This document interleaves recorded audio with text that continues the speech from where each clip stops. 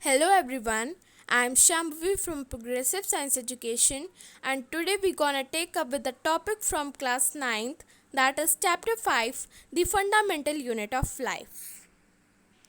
So in this chapter you will discuss about cell discovery, cell theory, prokaryotic and eukaryotic cell shape and size, cell membrane and cell wall, cell organelles and their functions, diffusions and osmosis, types of solutions, and cell placed in different types of solutions, difference between plant cell and animal cells. So first of all you have to know that what cell actually is. So the body of all living organisms, let it be microscopic or macroscopic, but body of all is made up of tiny units called cell. कोई भी organism चाहे वो microscopic हो चाहे macroscopic हो, चाहे वो एक सेल से बना हो चाहे कई सारी सेल से बना हो, लेकिन उसमें जो सबसे छोटी यूनिट होती है वो सेल ही होती है. So you can say that cell is the structural and functional unit of living organisms. And you have to know that all cells have three basic characteristics. Means जितनी भी सेल होती हैं उनकी three basic characteristics होती हैं. So let's see that they contain plasma membrane made up of lipids and proteins. वो उसके अंदर प्लाज्मा मेम्ब्रेन प्रेजेंट होता है जो कि लिपिड्स और प्रोटीन से बना हुआ होता है. उसके अंदर जीन्स होता है, means they contain genes, genetic material in form of DNA और RNA containing genes is present. Okay, and the third, they contain metabolic machinery, cytoplasm is present which contains organelles like mitochondria. And you have to know that जितनी भी sales होती हैं वो मिलके क्या बनाती हैं, टिश्यू बनाती हैं. जितने भी टिश्यूज़ होते हैं वो मिलके क्या बनाते हैं, ऑर्गेन्स बनाते हैं. जितने भी ऑर्गेन्स होते हैं वो सब मिलके क्या बनाते हैं, ऑर्गेन सिस्टम बनाते हैं. और जितने भी ऑर्गेन सिस्टम होते हैं वो सब मिलकर एक इंडिविजुअल बनाते हैं. Okay, so let's start from our topic. While examining a thin slice of cork, Robert Hooke saw that the cork resembled the structure of honeycomb consisting of many little compartments. Okay, cork is a substance which comes from the bark of the tree, and this was in the year 1665 when Hooke made this chance observation through a self-designed microscope. Robert Hooke called these boxes cells, and the cells is a Latin word from a little room. So you all have to know, जो Robert Hooke थे उन्होंने सबसे पहले ही cell को discover किया था. सो उन्होंने bark of tree में देखा था, स्लाइस ऑफ कॉक में उन्हें छोटे छोटे कंपार्टमेंट्स दिखाई दे रहे थे, और वो जितने भी कंपार्टमेंट्स थे वो कहाँ प्रेजेंट थे, बार्क ऑफ ट्री में.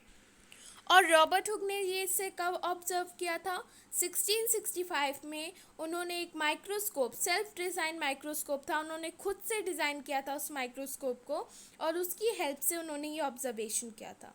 रॉबर्ट हुक ने इन जितने भी सेल्स हैं उन सबको एक बॉक्सेस की तरह कहा था, कि जो मतलब छोटे छोटे बॉक्सेस टाइप होते हैं जितने भी सेल्स होते हैं. So Robert Hooke called these boxes cells. Okay, cell is a Latin word for a little room. Cell एक लैटिन वर्ड है एक छोटे से रूम के लिए.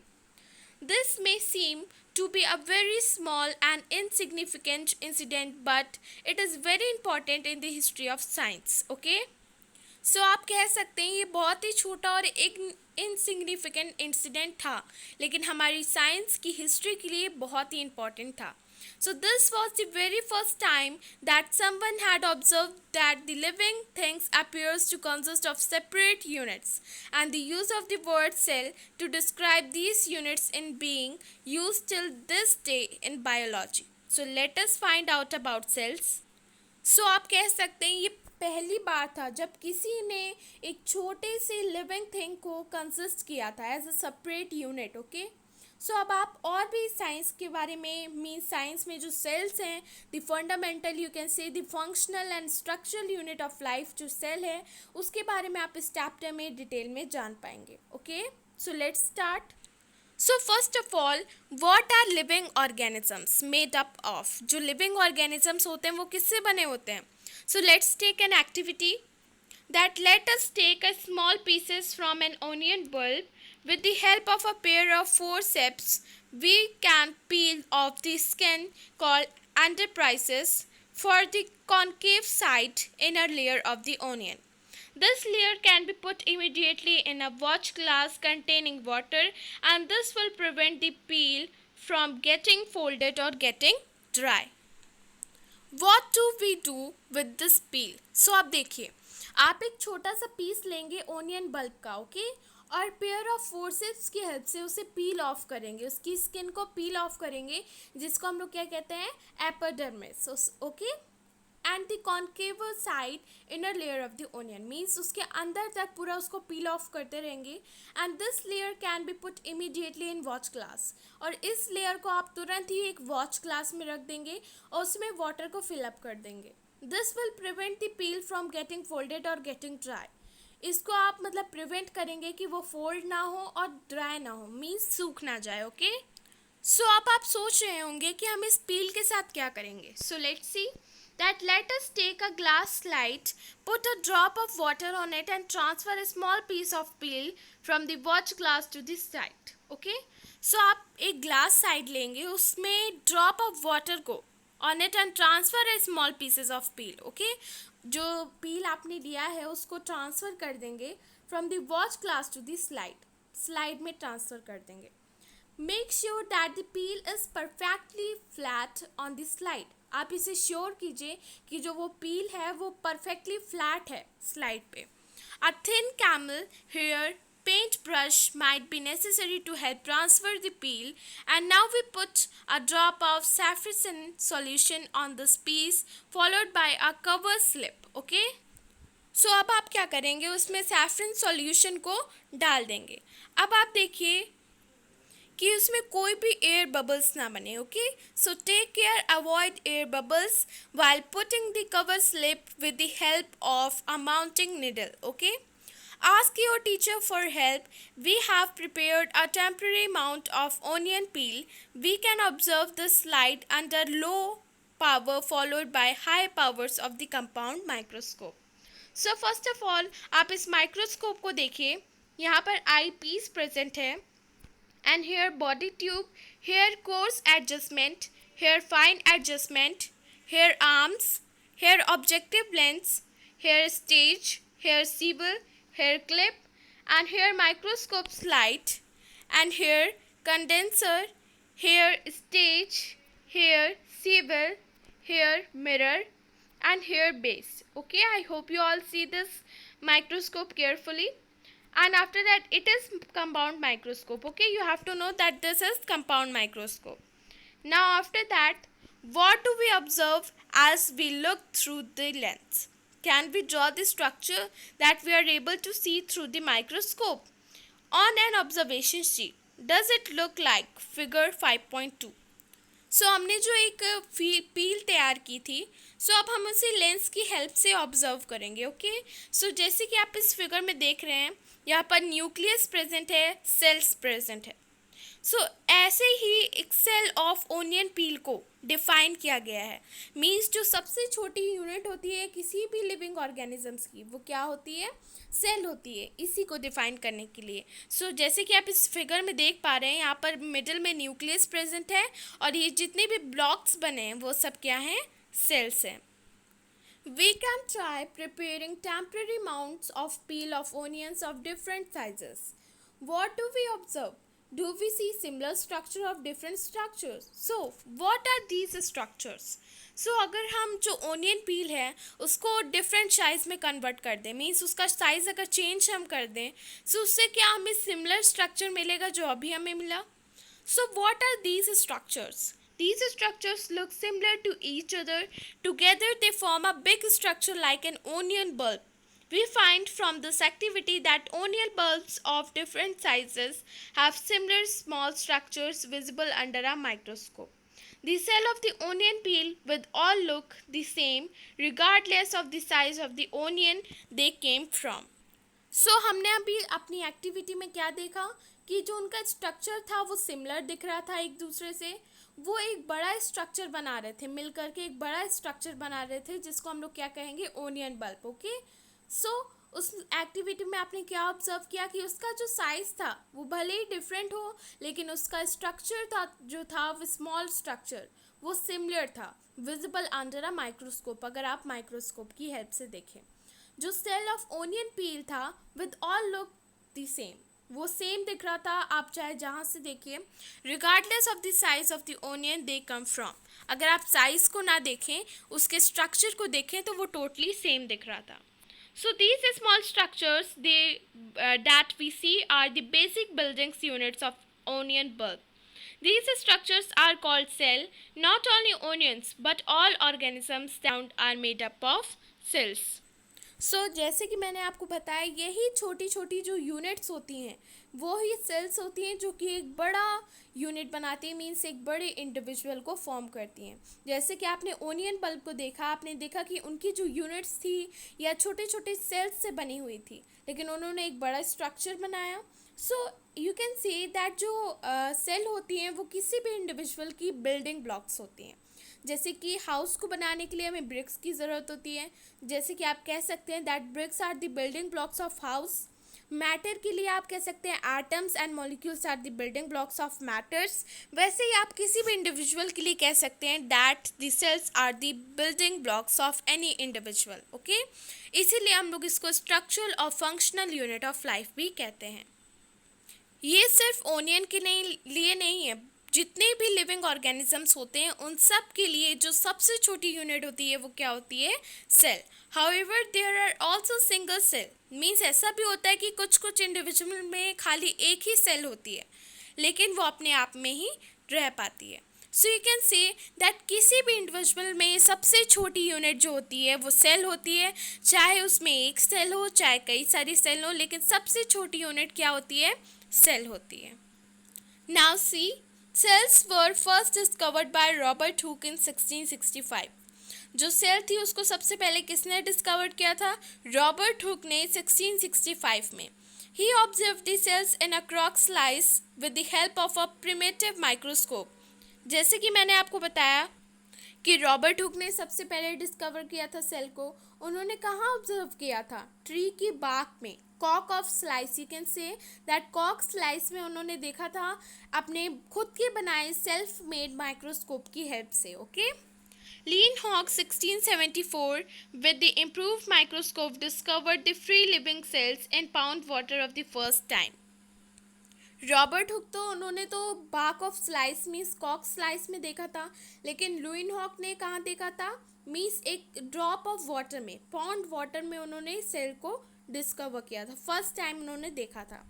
It was Robert Brown in 1831 who discovered the nucleus in the cell. और जो Robert brown थे उन्होंने क्या डिस्कवर किया था? न्यूक्लियस को डिस्कवर किया था सेल में। Purkinje in 1839 coined the term protoplasm for the fluid substance of the cell. जो पुरकिंजे थे उन्होंने हमें प्रोटोप्लाज्म के बारे में बताया था, मीन्स इस टर्म के बारे में बताया था, दैट इज द प्रोटोप्लाज्म। कब? 1839 में। The cell theory that all the plants and the animals are composed of the cells and that the cell is the basic unit of life was presented by two biologists. Means ये जो cell theory थी कि जो cell होती है वो plants और animals की बेसिक यूनिट ऑफ लाइफ होती है, यह हमें दो बायोलॉजिस्ट ने बताया था, जो थे स्केलेटन 1838 में एंड सेचुआन 1839 में। Okay, and this cell theory was further explained by Virchow. Means cell theory के बारे में वर्चॉ ने भी हमें बहुत कुछ बताया था 1855 में, by suggesting that all cells arises from pre existing cells. Okay, तो वर्चो ने हमें ये बताया था कि जो भी सेल्स होती हैं वो प्री एग्जिस्टिंग सेल से बनी हुई होती हैं। So with the discovery of the electron microscope, means जब इलेक्ट्रॉन माइक्रोस्कोप की डिस्कवरी हुई in 1940, it was possible to observe and understand the complex structure of the cell. तब हमारे लिए ये इजी हो गया कि हम सेल के बारे में और ज़्यादा डिस्कस कर पाएँ और उसकी main structure means complex structure के बारे में डिस्कस कर पाएँ and its various organelles.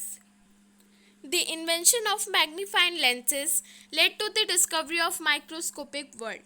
Means जब मैग्नीफाइंग लेंसेज की डिस्कवरी हुई, वैसे ही जितने भी माइक्रोस्कोप है वो और ज़्यादा ब्रॉड होने लगे, यू कैन से बहुत ही ज़्यादा पावरफुल होने लगे, जिससे हमें छोटी से छोटी चीज़ बहुत ही बड़ी होकर दिखाई देती है, जिससे हम सेल के भी स्ट्रक्चर और जितनी भी छोटी चीज़ें हैं उन सब के स्ट्रक्चर को आइडेंटिफाई कर सकते हैं.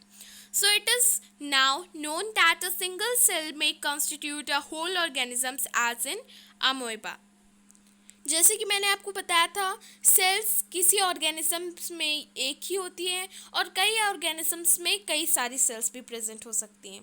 सो जैसे कि आप अमेबा के बारे में जानते हैं, ये एक होल एज अ ऑर्गेनिजम्स है जिसके अंदर खाली एक ही सिंगल सेल प्रेजेंट है. Chalmdomonas, Paramecium and bacteria. These organisms are called unicellulars.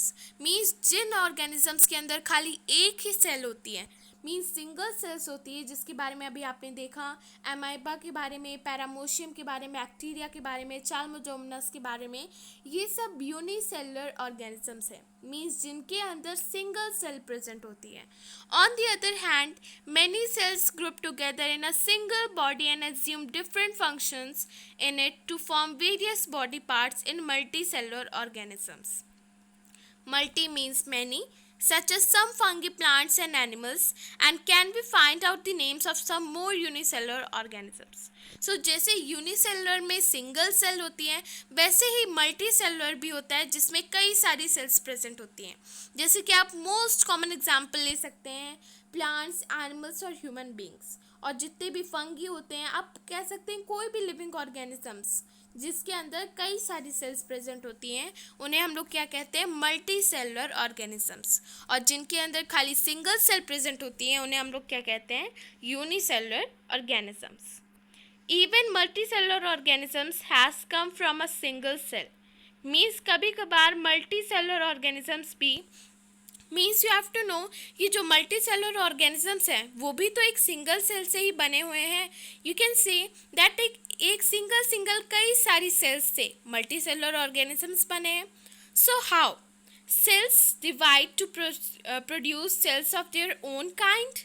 All the cells thus come from pre-existing cells. So आप कह सकते हैं जो सेल्स है वो डिवाइड की गई है देयर ओन काइंड, मीन्स अपनी ओन काइंड से सेल ने अपने आप को ही डिवाइड किया है, और जितने भी वो काइंड होते हैं उन्हें हम लोग क्या कहते हैं, pre existing sales. Now for this you have to perform some activity. So we can try preparing temporary mounds of leaf peel, okay? Tip of roots of onion or even peels of onions of different sizes. After performing the above activity, let us see what the answers to the following questions would be. Do all the cells look alike in the term of shape and size? All do cells look alike in structure? Could we find differences among cells from different parts of the plant's body? What similarities could be found? So देखिए आप क्या करेंगे, आप एक temporary mounts लेंगे leaf पील का, okay. Tip of root का means onion पील का टिप ऑफ रूट लेंगे, और इवन पील ऑफ ओनियन की डिफरेंट साइजेस लेंगे, ओके. आपको ऐसे डिफरेंट थिंग्स लेनी है. आप इस चीज़ को परफॉर्म करेंगे, मीन्स एक्टिविटी को परफॉर्म करने के बाद आपको क्या आंसर मिलता है. सो आप इस क्वेश्चंस को देखिए, that do all cells look alike in the terms of shape and size. क्या जितनी भी सेल्स हमने माइक्रोस्कोप की हेल्प से देखी वो सब एक जैसी दिखती हैं. Do all cells look alike in structure. क्या जितनी भी सेल्स हमने देखी उनके स्ट्रक्चर सेम है. Could we find differences among cells from different parts of the plant's body. क्या हमने जो प्लांट्स की अलग अलग बॉडी ली उससे हमें डिफरेंट पार्ट्स के सेल्स दिखाई देते हैं. What similarities could we found, हमें क्या सिमिलर दिखता है उसमें. So some organisms can also have cells of different kinds. So कुछ ऑर्गेनिजम्स ऐसे भी होते हैं जिनकी सेल्स जो होती हैं वो डिफरेंट काइंड्स से बनी हुई होती हैं. Look at the following picture. It depicts some cells from the human body. Okay? अब मैं आपको एक फिगर बताऊंगी जिससे आप easily cells के बारे में समझ पाएंगे. So see this all the different types of cells. देखिए ये अलग अलग टाइप की सेल्स हैं। सो आप समझ सकते हैं कि कभी कभार जो सेल्स होती हैं वो सेम दिखाई देती हैं हमें, लेकिन उनके स्ट्रक्चर जो होते हैं कभी कभार सेम होते हैं, लेकिन उनके शेप और साइज़ कभी कभार अलग होते हैं। सो ये सब डिफरेंट टाइप्स ऑफ सेल्स हैं जो कि बहुत ही अलग अलग हैं। जैसे कि आप देख रहे हैं ये स्मूथ मसल सेल्स देख रहे हैं, ब्लड सेल देख रहे हैं जो कि सर्कल ओवल शेप में है, और नर्व सेल्स देख रहे हैं जो इलोंगेटेड है, और ये ओव्यूम देख रहे हैं, बोन सेल्स देख रहे हैं, स्पर्म देख रहे हैं, और फैट सेल देख रहे हैं। Okay, these are the different parts of cells. Means you can say ये डिफरेंट डिफरेंट टाइप्स की सेल्स हैं, various cells from the human body. अगर आप ह्यूमन बॉडी में देखें तो ऐसी डिफरेंट डिफरेंट सेल्स प्रेजेंट रहती हैं। सो अभी आपने जितनी भी सेल्स देखी जिनके शेप अलग है, साइज अलग है, वो सब उनकी शेप और साइज ऐसे क्यों है? क्योंकि वो डिफरेंट डिफरेंट फंक्शन को परफॉर्म करते हैं। जैसे कि आप जानते हैं जो नर्व सेल होती है वो मैसेज को ट्रांसफ़र करने में हेल्प करती है, इसीलिए वो इलोंगेटेड है। मीन्स वो जगह जगह जाके हमारे माइंड में हर जगह मीन्स हमारे नेटवर्क को परफॉर्म करती है। यू कैन से दैट हमारे मैसेज को ट्रांसफ़र करती है और बहुत कुछ करती है नर्व सेल। ऐसे ही आप कई सारी सेल्स के बारे में आपने देखा, ये सारी सेल्स जो होती है उनका शेप और साइज़ इसलिए अलग होता है क्योंकि वो एक स्पेसिफिक फंक्शन को परफॉर्म करती हैं। Some cells like amoeba have changing shapes. कुछ सेल्स ऐसी भी होती हैं जो अपनी शेप्स को चेंज करती रहती हैं, जैसे अमोइबा जो है जिसको मैंने आपको बताया दैट यूनिसेलुलर ऑर्गेनिजम्स, उनकी जो अंदर एक ही सेल होती है सो वो अपनी शेप को बदलती रहती है। In some cases, the cell shape could be more or less fixed and particular for a particular types of cell. कुछ केसेस में शेल का शेप जो होता है वो ज़्यादा होता है, कुछ केसेस में लेस फिक्स्ड होता है, और कुछ केसेस में पर्टिकुलर होता है हर टाइप ऑफ सेल के लिए। For example nerve cells have a typical shape. जैसे मैंने आपको बताया जो नर्व सेल होती है उसका टिपिकल शेप मीन्स इलोंगेटेड होती है। So each living cells has the capacity to perform certain basic functions. हर लिविंग सेल्स के अंदर इतनी कैपेसिटी होती है कि वो अपने अलग अलग बेसिक फंक्शंस को परफॉर्म कर सकें। That are characteristics of all living forms. So ये आप कह सकते हैं जितने भी लिविंग फॉर्म्स हैं उन सबकी करेक्टरिस्टिक्स है। How does a living cell perform these basic functions? So अब आपके माइंड में एक क्वेश्चन अराइज हो रहा होगा कि ये जो छोटी छोटी सेल्स हैं, जितनी भी लिविंग सेल्स हैं, वो कैसे इन बेसिक फंक्शन को परफॉर्म कर सकती है? As we know that there is a division of a liver in multicellular organisms such as human beings. So this means that different parts of the human body perform different functions. Means आपको इससे यही पता चलता है कि अगर आप human body को लेते हैं सो ह्यूमन बॉडी का अलग अलग पार्ट जो होता है वो डिफरेंट फंक्शन को परफॉर्म करता है। The human body has a heart to pump blood. जो ह्यूमन बॉडी का हार्ट होता है वो किस लिए यूज़ होता है? ब्लड को पंप करने के लिए। To stomach to digest means stomach जो होता है वो फूड को डाइजेस्ट करने के लिए, and so on. Similarly division of labours is also seen within a single cell. Okay, so ऐसे ही जो सेल्स होती हैं different different cells different different function को परफॉर्म करती हैं। In fact, each such cells has got certain specific components within it known as cell organelles. Okay, so जितनी भी सेल्स होती हैं वो एक स्पेसिफिक कंपोनेंट से बनी होती है जिनको हम लोग क्या कहते हैं? Cell organelles. Each kind of cells organelle perform a special function such as making new material in the cell, clearing up the waste material from the cell and so on.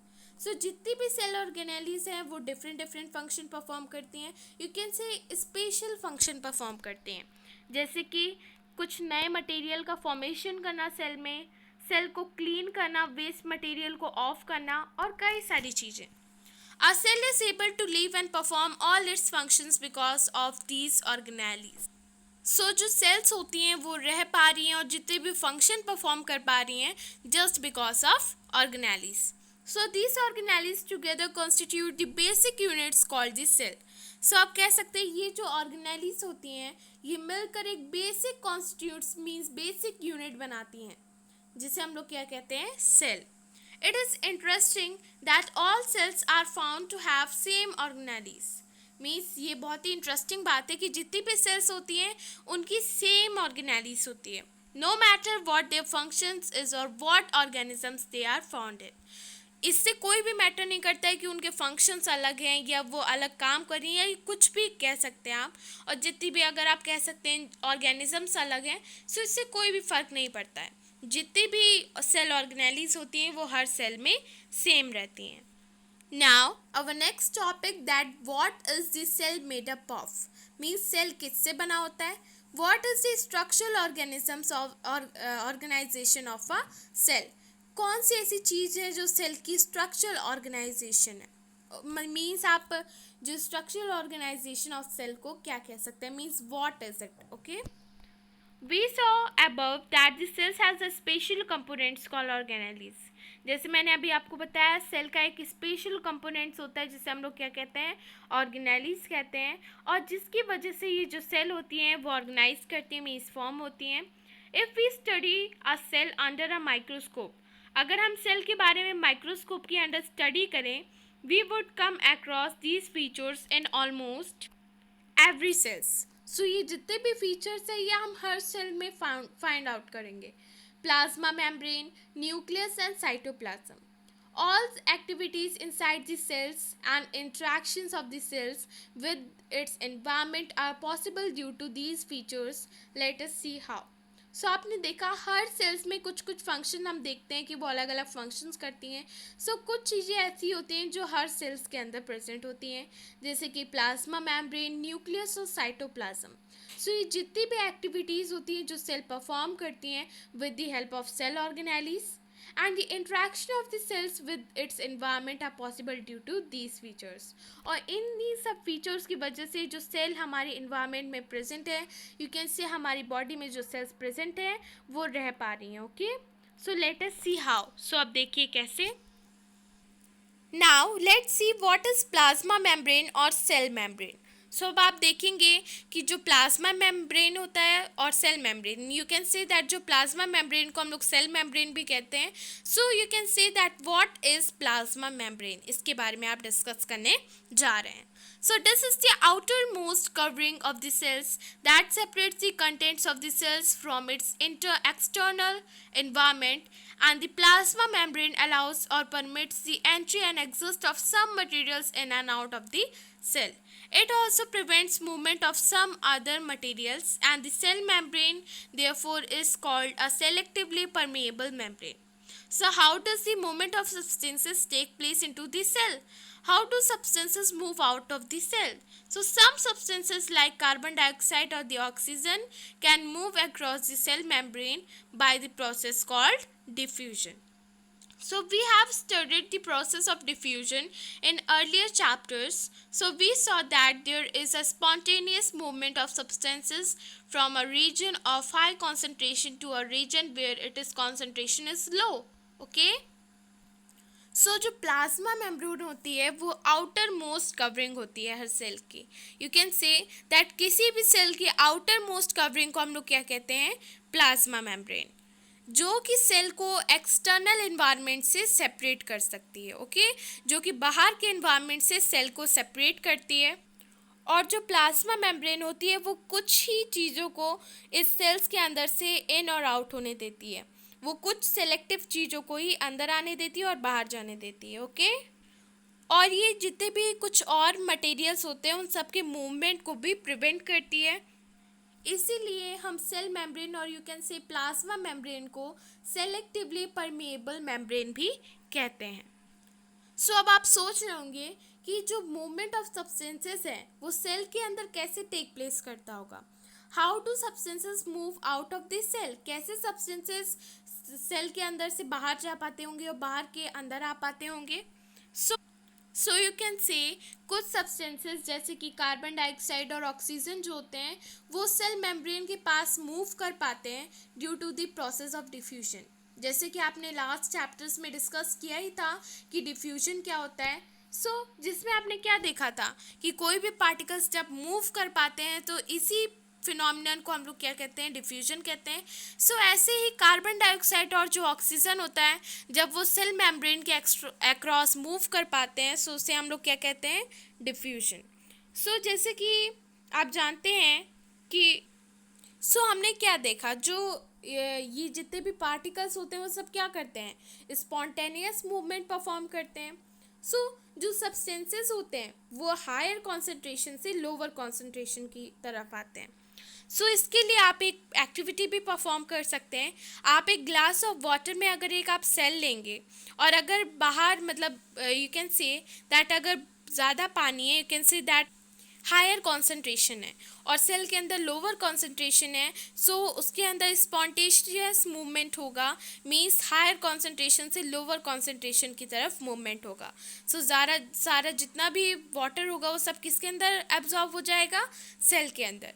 और यही अगर बाहर लोअर कॉन्सेंट्रेशन और cell के अंदर higher concentration है, सो वो सारे वाटर को रिमूव कर देगा, स्पेल्ड आउट कर देगा। सो ये भी एक मूवमेंट हो जाएगा higher to lower concentration. So something similar to this happens in cell when, for example, some substances like CO2, which is cellular waste and requires to be excreted out by the cell, जैसे कि मैंने आपको बताया, accumulates in a higher concentration inside the cell. So in the cell's external environments, the concentration of the CO2 is low as compared to that inside the cells. So as soon as there is a difference of concentration of CO2 inside and outside of the cell, और जैसे कि मैंने आपको बताया, जो मैंने आपको activity बताई कि कैसे वो स्पेल्ड आउट करेंगे, स्पेल्ड इन करेंगी, ये सब उसी के बारे में गिवन है। So CO2 moves out of the cell from a region of higher concentration and to the region of the lower concentration. So वो higher concentration से कहाँ मूव हो जाएगा, लोअर कॉन्सेंट्रेशन की तरफ से। वैसे ही ऑक्सीजन के साथ भी है, जब ऑक्सीजन सेल के अंदर एंटर करता है तो वो भी डिफ्यूजन प्रोसेस परफॉर्म करता है और उनका कॉन्सेंट्रेशन कैसा होता है, हायर टू लोअर कॉन्सेंट्रेशन में, और जो सेल होती है वो डिक्रीज होने लगती है। सो ऐसे ही डिफ्यूजन जो होता है वो बहुत ही इंपॉर्टेंट रोल प्ले करता है गैसेस एक्सचेंज पे। And the cell as cell are external environment, means cells के एक्सटर्नल इन्वायरमेंट्स में भी बहुत ही ज़्यादा इंपॉर्टेंट रोल प्ले करता है। So water as obey the law of diffusion, water भी लॉ ऑफ डिफ्यूजन को ओबे करता है, जैसे मैंने आपको एक्टिविटी में बताया था। एक्टिविटी में मैंने आपको वाटर का एग्जाम्पल दिया था, वैसे ही गैसियस का एक भी एग्जाम्पल आप ले सकते हैं। So the movement of water molecules through such a selectively permeable membrane is called osmosis. So the movement of water across the plasma membrane is also affected by the amount of substances dissolved in water. सो जैसे मैंने आपको बताया, water की भी आप activity perform कर सकते हैं। सो जब वाटर ऐसा परफॉर्म करती है, मीन्स ऐसे ही सिलेक्टिवली परमेबल, दैट मीन्स जब वाटर ओबे करती है लॉ ऑफ डिफ्यूजन को, सो हम उसे क्या कहते हैं, ऑस्मोसिस कहते हैं। So the movement of water molecules through such a selectively permeable, means जब वाटर मॉलिक्यूल्स का मूवमेंट सिलेक्टिवली परमेबल मेम्ब्रेन की हेल्प से होता है तो उसे हम लोग क्या कहते हैं, ऑस्मोसिस। और ये जो मूवमेंट होता है जिसमें वाटर जो होता है वो अक्रॉस जाता है, means plasma membrane is also affected by the amount of substances dissolve in water. So जब वाटर का मूवमेंट होता है, मीन्स जब वाटर डिफ्यूज़ करता है प्लाज्मा मेम्ब्रेन में, सो जो पार्टिकल्स जो उसमें डिजॉल्व रहते हैं वाटर में, उसमें भी बहुत ज़्यादा इफेक्ट पड़ता है। Thus, osmosis is the passage of water from a region of higher water concentration through a selectively permeable membrane to a region of lower water concentration till equilibrium is reached. सो जैसे कि मैंने आपको अभी activity के help से बताया, जो osmosis होता है वो क्या होता है, एक पैसेज ऑफ वाटर होता है जहाँ पर जो हायर वाटर कॉन्सेंट्रेशन जो होते हैं वो सिलेक्टिवली परमेबल मेम्ब्रेन की रीजन से लोअर वाटर कॉन्सेंट्रेशन की तरफ मूव करते हैं।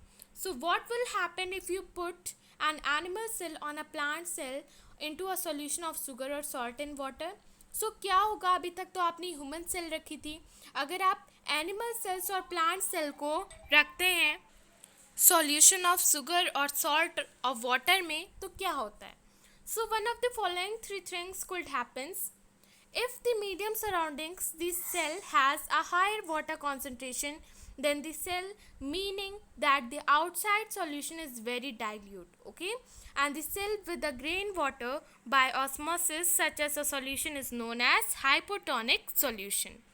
अगर मीडियम सराउंडिंग के अकॉर्डिंग जो सेल जो है उसका हायर वाटर कॉन्सेंट्रेशन है देन द सेल, मीन्स अगर वाटर का हायर वाटर कॉन्सेंट्रेशन है सो उससे क्या होगा, meaning that the outside solution is very dilute. So उससे हमें ये पता चलेगा कि जो आउटसाइड सॉल्यूशन है वो बहुत ही डाइल्यूट है।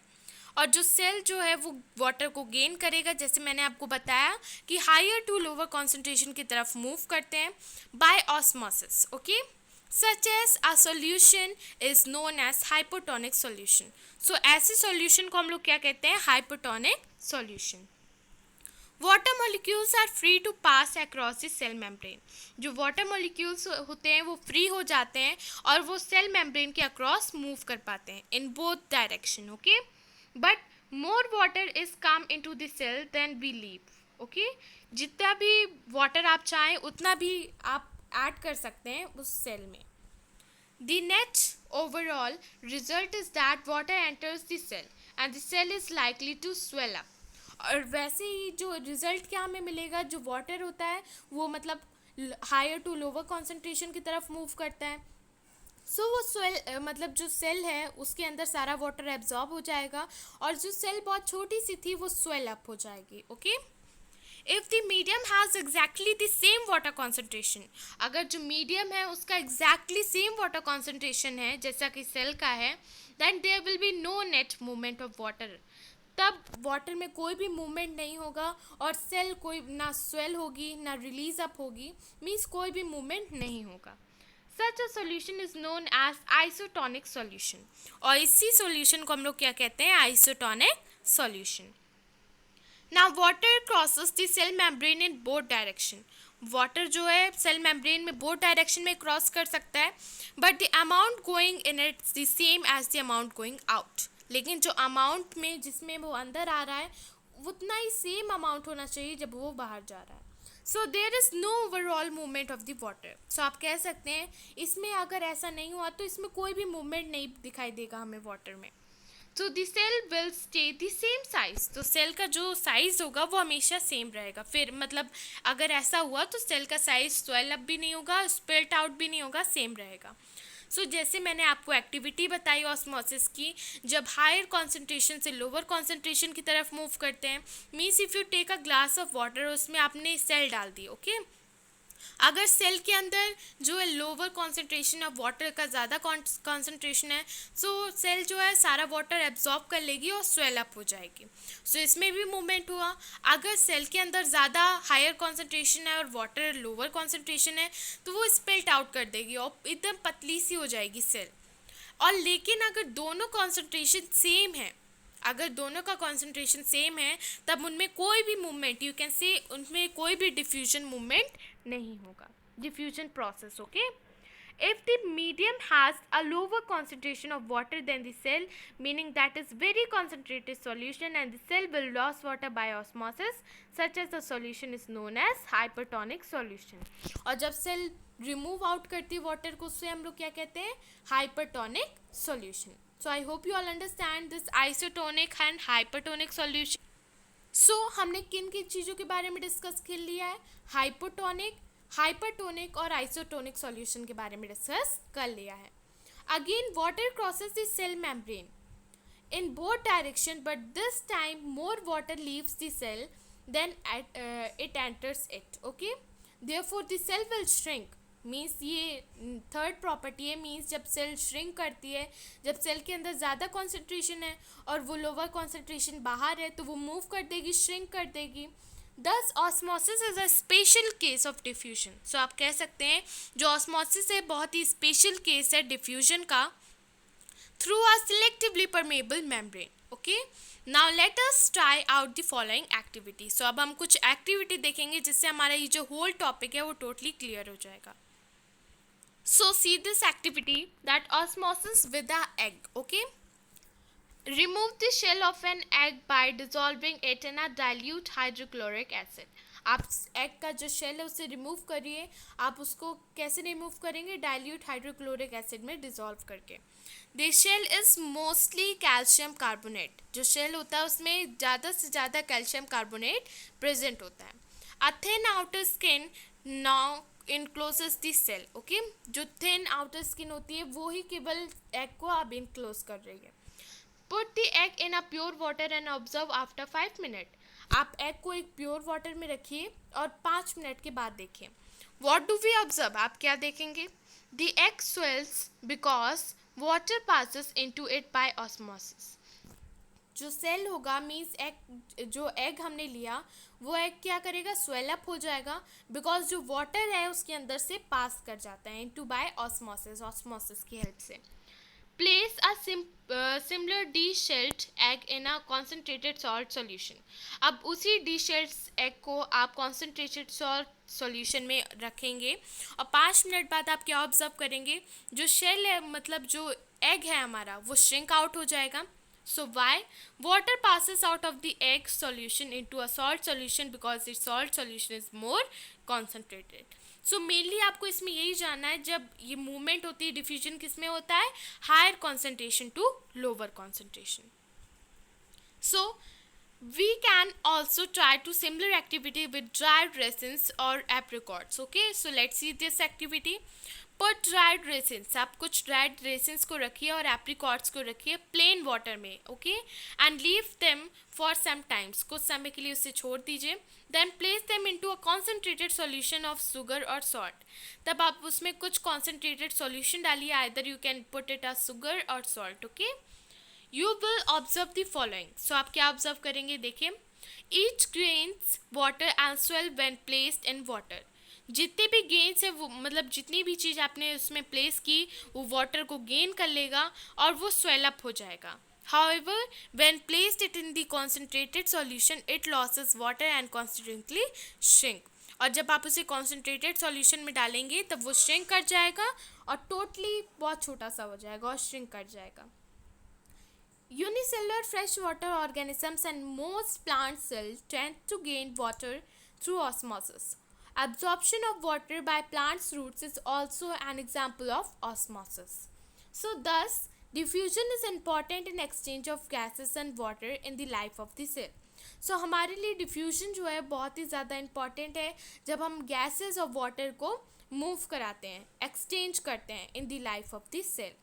In addition of this, the cell also obtain nutrients from its environment. अगर हम देखें तो जो सेल होती है वो भी कई सारे न्यूट्रिशंस कलेक्ट करती है environment में से. Different molecules move in and out of the cells through a type of transport requiring use of energy.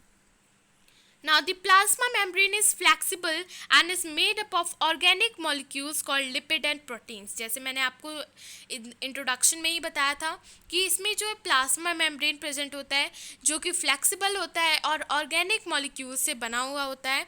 Means organic molecules से बना हुआ होता है जिसे हम लोग क्या कहते हैं, lipids and proteins. However, we can observe the structure of the plasma membrane only through a electron microscope. लेकिन अगर हमें सही सही प्लाज्मा का स्ट्रक्चर जानना है तो हम कैसे जान पाएंगे, with the help of electron microscope. The flexibility of cell membrane also enables the cell to engulf in food and other materials from its external environment. Such process is known as endocytosis. Amoeba acquires its food through such process. Okay, so जो cell membrane की flexibility होती है वो cell को engulf करने में help करती है, फूड में इनगल्फ करने में हेल्प करती है और कई सारे अदर मटेरियल्स को जो हमें एक्सटर्नल एनवायरनमेंट से मिलते हैं. So I hope you all understand. और इसी प्रोसेस को हम लोग क्या कहते हैं, एंडोक्राइटोसिस. और जो अमोइबा होता है वो हमें क्या करता है, फूड में एक्वायर्स किया जाता है. सच प्रोसेस मीन्स इस प्रोसेस में अमोइबा का यूज़ ज़्यादा किया जाता है. Now let's see another activity. Find out about electron microscope from resources in the school library or through the internet. Discuss it with your teacher. आप चाहें तो इस एक्टिविटी को कर सकते हैं. मीन्स आप इलेक्ट्रॉन माइक्रोस्कोप के बारे में और जानिए फ्रॉम द रिसोर्सेज, जो स्कूल लाइब्रेरी में जितने भी रिसोर्सेज प्रेजेंट होते हैं, और थ्रू द इंटरनेट, और इंटरनेट की हेल्प से, और अपनी टीचर के साथ डिस्कस करिए. If you want it then you can do it also. Okay, now our next topic is cell wall. You know what is cell wall? Plant cell, in addition to the plasma membrane, have another rigid outer covering cells called the cell wall.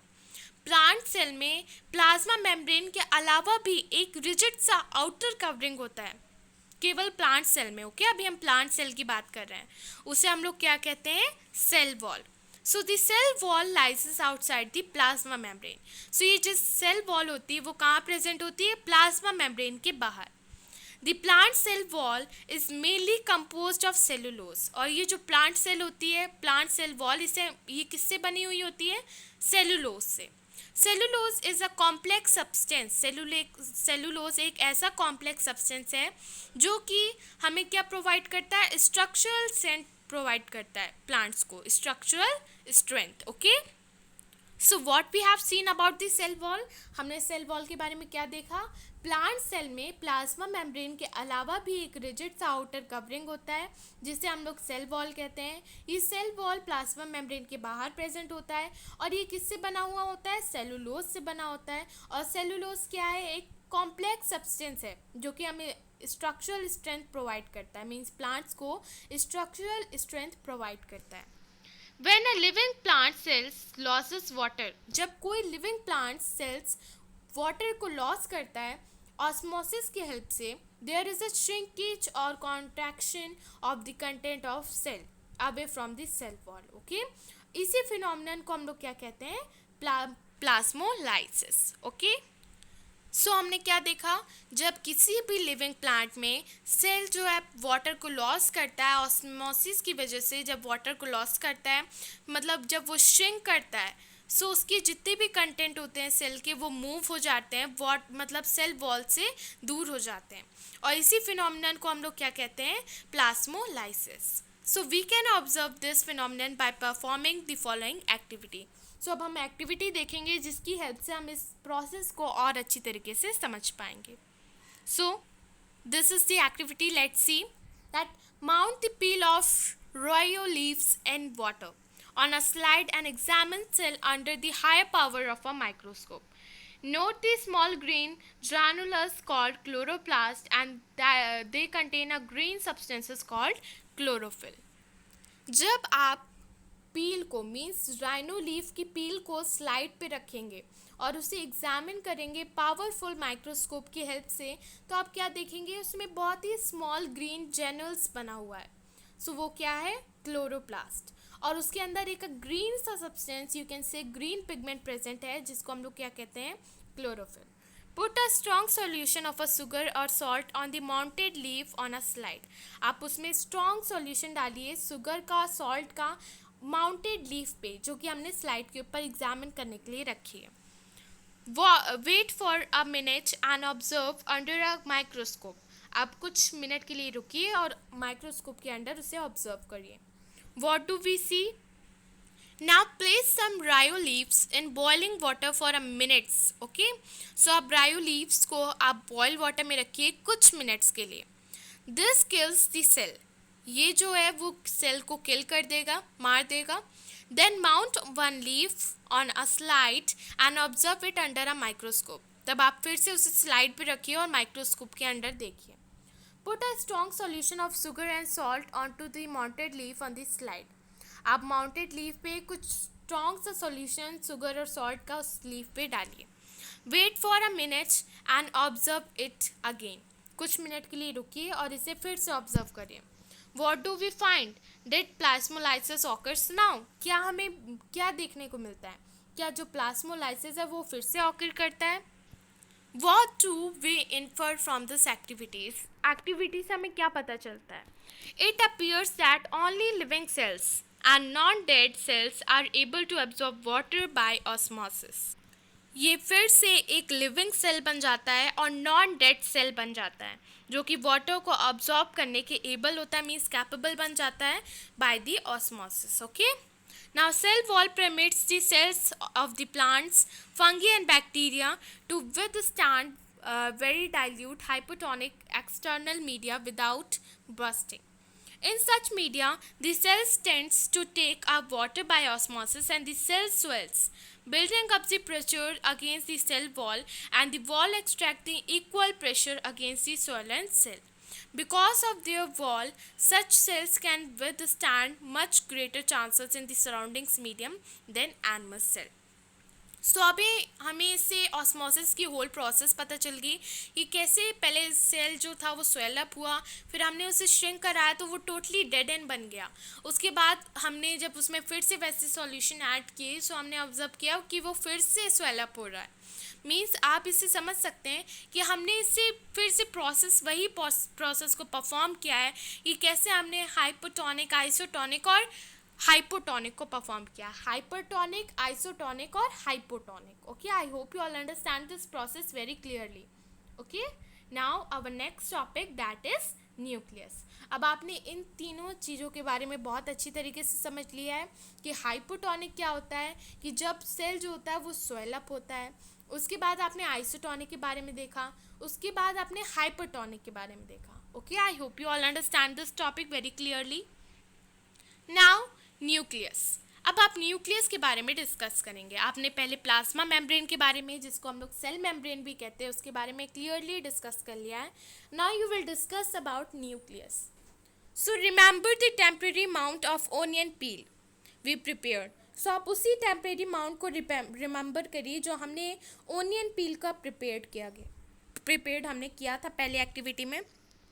We had put iodine solution on the peel. हम कुछ iodine solution डाल देंगे उसी पील में। Why, क्यों? What would we see if we tried observing the peel without putting the iodine solution. हम क्या देखते हैं, मतलब क्या ऑब्जर्व करना चाहते हैं पील के, जब हम उसमें आयोडीन नहीं डाले थे। मतलब हमने जब उसमें आयोडीन सॉल्यूशन नहीं डाला था तो हमने क्या ऑब्जर्व किया कि हमें उसे डालना पड़ा। Try it and see what the differences is. आप देखने की कोशिश करिए कि क्या डिफरेंस है जब हमने उसमें आयोडीन नहीं डाला और जब हमने उसमें आयोडीन डाला। Further when we put iodine solution on the peel did each cell get evenly coloured. So जब हमने उसमें आयोडीन पुट किया उस पील में, तो क्या जितनी भी सेल्स थी वो सब कलर्ड हो गई। According to their chemical composition different regions of the cells get colored differently. Okay, so अगर हम केमिकल कंपोजिशन के अकॉर्डिंग देखें तो जितनी भी रीजन्स होते हैं सेल के वो सब कलर्ड हो जाते हैं differently. Some regions appear darker than other regions. कुछ रीजन्स होते हैं वो डार्कर हो जाते हैं कुछ और रीजन से। Apart from iodine solution we could also use saffron solution और methylene blue solution to start the cell. Okay, we have observed cells from an onion. Let us now observe cells from our own body. सो जैसे मैंने आपको बताया chemical composition के according जितनी भी sales के different regions अलग हो जाते हैं, मीन्स उनका अलग अलग कलर्ड डिफरेंटली, मतलब कलर्ड हो जाते हैं। और अगर हम उसमें देखें तो कुछ रीजन्स डार्कर हो जाते हैं कुछ दूसरे रीजन से।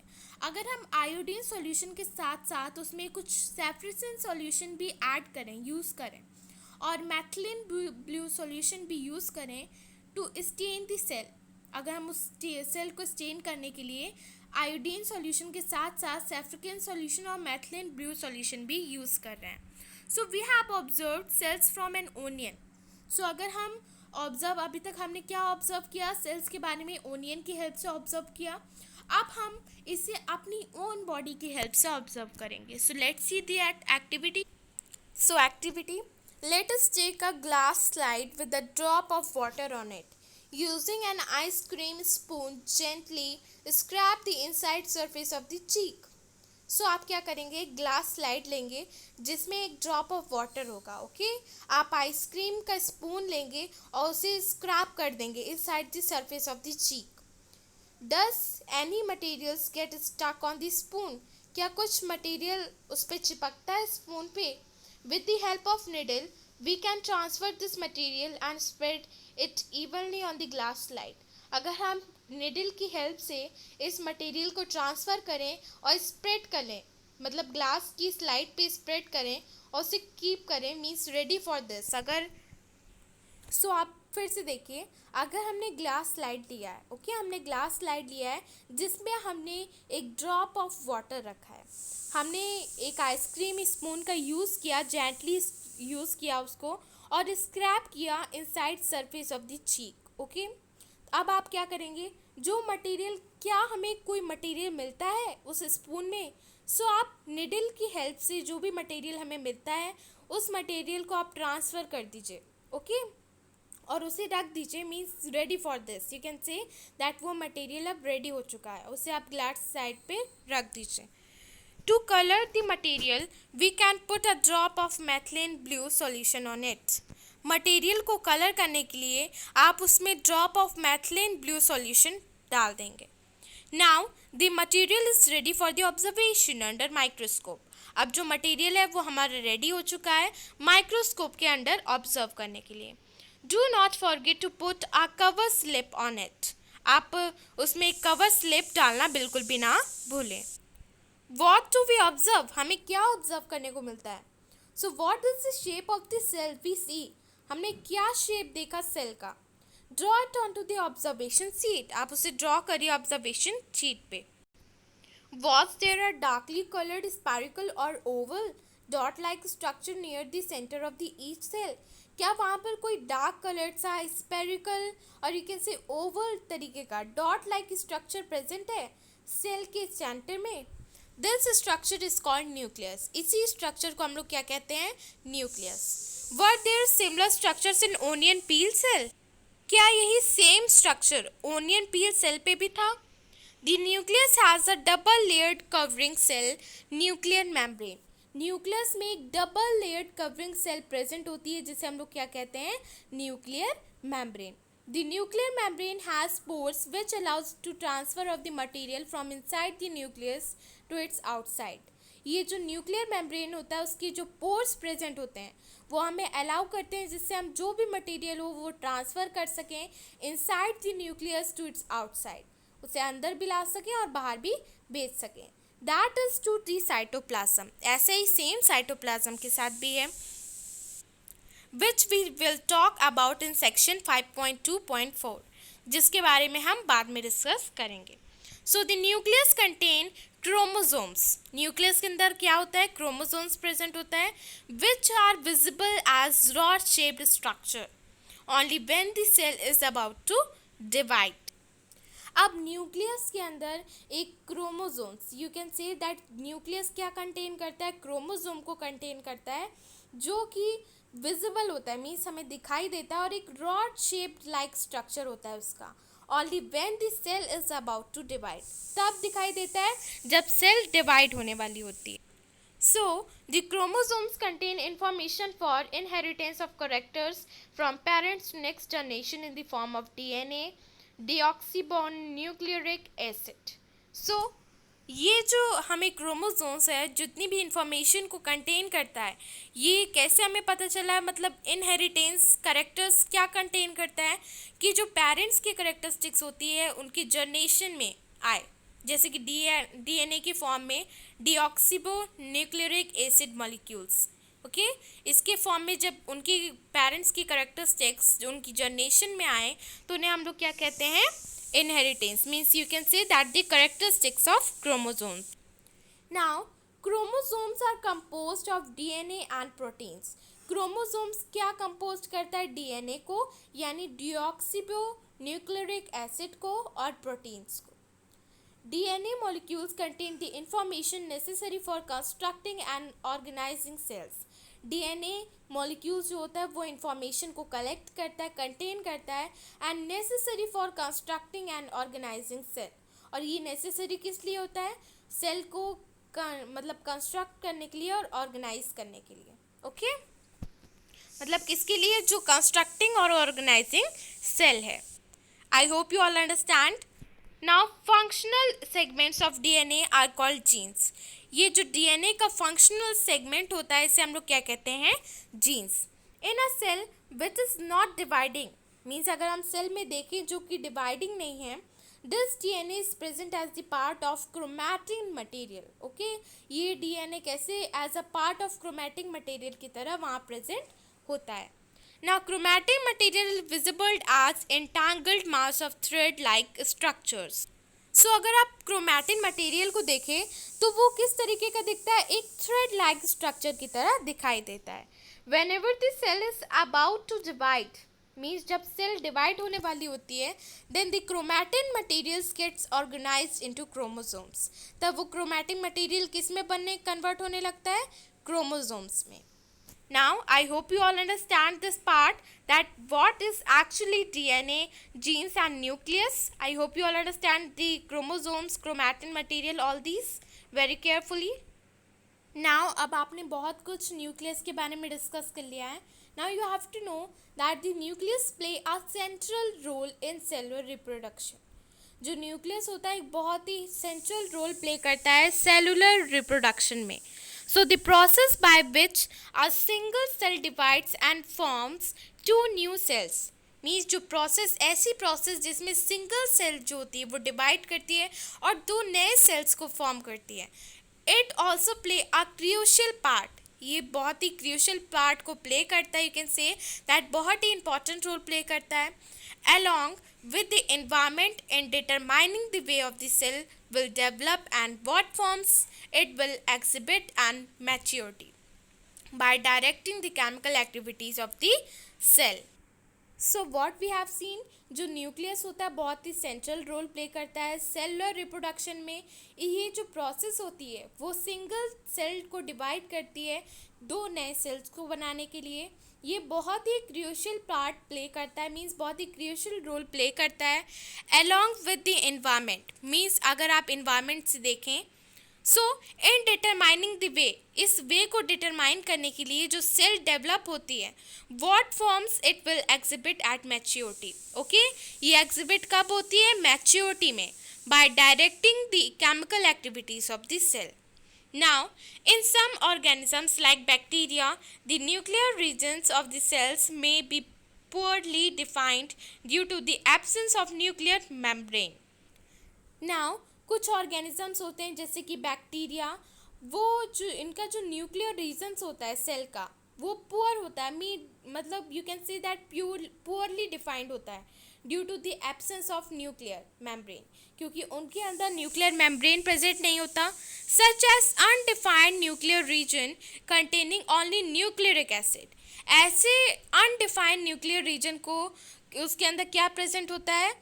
न्यूक्लियरिक एसिड. सो आप कह सकते हैं कुछ ऑर्गेनिजम्स जैसे कि बैक्टीरिया, उनके अंदर न्यूक्लियर रीजन जो होता है वो प्रेजेंट नहीं होता, मीन्स सेल के अंदर पुअरली प्रेजेंट होता है. इसके अंदर न्यूक्लियर मेम्ब्रेन की एब्सेंस होती है और वहाँ पर यू कैन से दैट इस अनडिफाइंड स्ट्रक्चर में एक न्यूक्लियर रीजन खाली प्रेजेंट होता है, जिसको हम लोग क्या कहते हैं? Nucleic acid is called a nucleoid, जिसको हम लोग न्यूक्लियोइड कहते हैं. ऐसे organisms whose cells lack a nuclear membrane, जिसकी सेल्स जो होती हैं न्यूक्लियर मेम्ब्रेन, मतलब उनके अंदर न्यूक्लियर मेम्ब्रेन की कमी होती है, आर कॉल्ड प्रोकैरियोट्स. उसे हम लोग क्या कहते हैं? Prokaryotes. Now pro means primitive, means pro का मतलब क्या होता है? प्रिमिटिव और प्राइमरी, और कैरियोट का मीनिंग क्या होता है? कैरियॉन्स, और यू कैन से nucleus. Now, organisms with the cells having a nuclear membrane are called eukaryotes. जो organisms के अंदर सेल प्रेजेंट होता है, मीन्स जो organisms जिसके अंदर सेल होता है उसके अंदर अगर कोई न्यूक्लियर मेम्ब्रेन प्रेजेंट है, उसे हम लोग क्या कहते हैं? यूकैरियोट्स. सो अभी आप इसके पूरे स्ट्रक्चर के बारे में भी डिस्कस करेंगे, लेकिन अभी आप इतना ही जानिए जैसे कि कुछ सेल्स ऐसी होती है, जैसे कि कुछ ऑर्गेनिज्म, जैसे मैंने आपको बताया बैक्टीरिया जो प्रोकैरियोट्स होते हैं, मीन्स जिनके अंदर well defined nuclear membrane present नहीं होता, उसके अंदर खाली एक स्ट्रक्चर यू कैन से एक न्यूक्लियरिक एसिड प्रेजेंट होता है, जिसे हम लोग क्या कहते हैं? न्यूक्लियोइड कहते हैं. और जिनके अंदर पूरी अच्छी तरीके से well defined structure of nucleus membrane present होता है, उसे हम लोग क्या कहते हैं? Eukaryotes. So prokaryotic cells also lack most of the other cytoplasmic organelles. जो प्रोकैरियोटिक सेल है उनके अंदर भी कुछ साइटोप्लाज्मिक ऑर्गेनेलिस की कमी होती है, लेकिन आप कह सकते हैं जो चीज़ प्रोकैरियोटिक के अंदर प्रेजेंट होती है कभी कभार उसकी कमी यूकैरियोटिक में भी होती है, और कभी कभार जो यूकैरियोटिक में प्रेजेंट होता है उसकी कमी प्रोकैरियोटिक में भी होती है. तो वही आप समझ सकते हैं कुछ ऐसी चीज़ें जो होती हैं उनके अंदर मतलब उनकी कमी होती है जो कि यूकैरियोटिक के अंदर प्रेजेंट होती है. Many of the functions of such organelles are also performed by purely organized part of the cytoplasm. कुछ ऐसे फंक्शंस भी, मतलब कई सारे ऐसे फंक्शंस परफॉर्म किए जाते हैं उस ऑर्गेनेलिस के द्वारा जिसका स्ट्रक्चर जो है means nuclear structure poorly organised parts है साइटोप्लाज्म का. The chlorophyll in the photosynthesis prokaryotic bacteria is associated with the membranous vehicles bag-like structure but not with plastids as in eukaryotic cells. Okay? So you can say जो chlorophyll photosynthetic prokaryotic bacteria के अंदर present होता है is associated with membranous vehicles. Okay, you can say that bag like structure होता है वो, but not with plastid as in eukaryotic cell. लेकिन वैसा नहीं होता है जैसा प्लास्टिड यूकैरियोटिक सेल में प्रेजेंट होता है. Now see this figure of prokaryotic cells that here cell wall is present, here plasma membrane is present, here ribosome is present, and here nucleoids is present. Okay, I hope you all understand this prokaryotic cell. Now अब आपने prokaryotic और eukaryotic cell के बारे में बहुत कुछ discuss कर लिया है. Now you will discuss about cytoplasm. So when we look at the temporary mounts of onion peel as well as human cheek cell, we can see a large region of cell enclosed by the cell membrane. So this region takes up very little stain. It is called the cytoplasm. So if we see temporary mounts, अगर हम temporary mounts को देखें जो कि onion पील में हमने देखी थी, ह्यूमन चीक्स में देखी थी, तो हम क्या देखते हैं, बहुत ही लार्ज रीजन्स जो होते हैं वो मतलब ईच सेल में इनक्लोज्ड रहते हैं बाय द सेल मेम्ब्रेन. सो इन्हीं रीजन्स, ये सब जो रीजन्स होते हैं वो कहाँ टेक प्लेस करते हैं, वेरी लिटिल स्टेन, मतलब ये सब रीजन बहुत ही लिटिल स्टेन में टेक प्लेस करते हैं. सो इन सब को हम लोग क्या कहते हैं, cytoplasm. So you have to know that when we look at the temporary mounts of onion peel as well as the human cheek cells, we can see a large region of each cell enclosed by the cell membrane, and this region takes place a very little stain. It is called as cytoplasm. The cytoplasm is the fluid contained inside the plasma membrane. जो cytoplasm होता है उसके अंदर fluid contain present होता है जो कि plasma membrane के अंदर होता है. It also contain many specialise cell organelles. इसके अंदर बहुत ही सारी स्पेशलाइज सेल ऑर्गेनेलिस भी प्रेजेंट होती हैं, और ये जितनी भी ऑर्गेनेलिस होती हैं वो बहुत ही स्पेसिफिक फंक्शन को परफॉर्म करती हैं सेल के अंदर. So, cell organelles are enclosed by the membranes, and in prokaryotes, beside the absence of the defined nuclear region, the membrane-bound cell organelles are also absent. So, in the other hand, the eukaryotic cells have nuclear membrane as well as membrane-enclosed organelles. So, जो cell organelles होती हैं वो किससे enclosed रहती हैं, membrane से. और prokaryotic cell में जब in the absence of defined nuclear region होता है, यू नो दैट प्रोकैरियोटिक में डिफाइंड न्यूक्लियर रीजन प्रेजेंट नहीं होता है, एब्सेंस होता है. And the membrane bound cell organelles are also absent. उसमें मेम्ब्रेन बाउंड सेल ऑर्गेनेलिस भी एब्सेंट होती हैं. अगर आप अदर हैंड देखें, सो दूसरी तरफ अगर आप यूकैरियोटिक के बारे में देखें तो जो यूकैरियोटिक सेल्स हैं उनके अंदर न्यूक्लियर मेम्ब्रेन के साथ साथ मेम्ब्रेन इनक्लोज्ड ऑर्गेनेलिस भी प्रेजेंट होती हैं. आई hope you all understand this topic. Now the significance of membranes can be illustrated with the example of viruses. Viruses lack any membranes and hence do not show characteristics of life until they enter a living body and use its cell's machinery to multiply. आप membrane की significance के बारे में और जान पाएंगे with the example of viruses. जैसे कि आप जानते हैं वायरसेस के अंदर मतलब एब्सेंस होती है मेम्ब्रेन्स की, इसीलिए वो कोई भी करेक्टरिस्टिक नहीं शो कर पाते हैं लाइफ में. लेकिन जब वो किसी लिविंग बॉडी के अंदर एंटर करते हैं तब वो मतलब एक्टिव हो जाते हैं. You can say that they become active and use it cell machinery to multiply, और वो और भी ज़्यादा इंक्रीज होने लगते हैं. जैसे कि आप जानते हैं कई सारी ऐसी डिसीजेज़ होती हैं जो वायरसेस की हेल्प से होती, मीन्स वायरसेस की वजह से जो डिसीजेज़ हमारे अंदर होती हैं. लेकिन अगर वो हम दूर रहने लगे लिविंग सेल से means you can say that अगर हम दूर दूर रहते हैं तो वो बीमारी ज़्यादा नहीं फैल पाती है, क्योंकि वो और ज़्यादा लिविंग सेल्स को कलेक्ट नहीं कर पाती है. सो यू कैन से दैट जो वायरसेस होते हैं वो कहाँ प्रेजेंट होते हैं, कहाँ ज़्यादा इंक्रीज होते हैं, जब वो लिविंग सेल्स के अंदर एंटर कर जाते हैं. आई hope you all understand this topic of viruses and the prokaryotic eukaryotic cells and about the cytoplasm also. Now see this difference between prokaryotic cell and eukaryotic cell. Prokaryotic cell generally small size, 1 to 10 um. 1 is equal to 10 is to power minus 6 meter. Okay. और eukaryotic cell का size generally large, 5 to 100 um. Now nuclear region is known as, you have to write it on your own, and here nuclear region were well defined and surrounded by the nuclear membrane. Here chromosomes single, more than one chromosomes. Here membrane bound cell organelles are absent, and here you have to write on your own. आपको इन जितने भी gaps हैं prokaryotic और eukaryotic cell के बीच में, उन सबको fill up करना है. Okay, it is your, you can say that it is very important, you have to fill up and learn it all. Okay. Now at the and मैं आपको इसके बारे में पूरा बताऊंगी, इस जितने भी गैप्स हैं उन सबको फिल कराऊंगी, but firstly complete this chapter. Okay. Now अब हमारा नेक्स्ट टॉपिक है सेल ऑर्गेनेलीज. अभी हमने बहुत चीज़ों के बारे में डिस्कस किया, वैक्यूल के बारे में, प्रोकैरियोटिक, यूकैरियोटिक, साइटोप्लाज्म, और भी कई सारी चीज़ें जैसे न्यूक्लियर मेम्ब्रेन के बारे में और जेनेटिक मटेरियल के बारे में, क्रोमैटिन मटेरियल के बारे में, बहुत सी चीज़ों के बारे में हमने डिस्कस कर लिया है. Now we will going to discuss about cell organelles.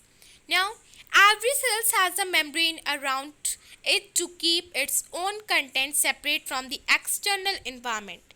Large and complex cells, including cells from multicellular organisms, need a lot of chemical activities to support their complicated structure and functions. So, जितनी भी cell होती हैं उनका जो membrane present होता है वो उन्हें बाहर की एक्सटर्नल इन्वायरमेंट से सेपरेट करता है. और जो लार्ज और कॉम्प्लेक्स सेल्स होती हैं, मतलब अगर आप कुछ मल्टी सेलुलर ऑर्गेनिजम्स की सेल को भी इंक्लूड करें, देन उनको कई सारी केमिकल एक्टिविटीज़ की ज़रूरत होती है उनके कॉम्प्लिकेटेड और यू कैन से बहुत ही कॉम्प्लिकेटेड स्ट्रक्चर को और उनके फंक्शन को सपोर्ट करने के लिए. सो इसी एक्टिविटी को कीप करने के लिए कई सारे काइंड्स, मतलब कई सारे इसके काइंड्स होते हैं, डिफरेंट काइंड्स को सेपरेट करने के लिए फ्रॉम ईच अदर, एक दूसरे से सेपरेट करने के लिए ये जितनी भी सेल्स होती हैं वो सब क्या यूज़ करती हैं, membrane bound little structure, you can say organelles. Okay, organelles को यूज़ करते हैं विद इन देमसेल्व्स, अपने आप से. This is one of the features of eukaryotic cells that distinguish them from prokaryotic cell. Okay, so you can say ये एक ऐसा feature है जिसमें हम प्रोकैरियोटिक सेल को डिस्टिंग्विश करते हैं, मतलब यूकैरियोटिक सेल को प्रोकैरियोटिक सेल से अलग करते हैं, डिस्टिंग्विश करते हैं. Now some of these organelles are visible only with the electron microscope. So कुछ ऐसी ऑर्गेनेलीज होती हैं जो हमें खाली इलेक्ट्रॉन माइक्रोस्कोप से दिखती हैं और कुछ एज अ नॉर्मल माइक्रोस्कोप से भी दिख जाती हैं. So we have talked about the nucleus in a previous section.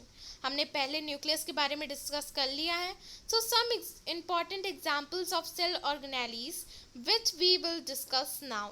सो अब हम कुछ ऐसे इंपॉर्टेंट एग्जाम्पल के बारे में डिस्कस करने जा रहे हैं सेल ऑर्गेनेलीज के. Okay, that are endoplasmic reticulum, Golgi apparatus, lysosomes, mitochondria and plastids. So they are the important because they carry out some very crucial function in cells.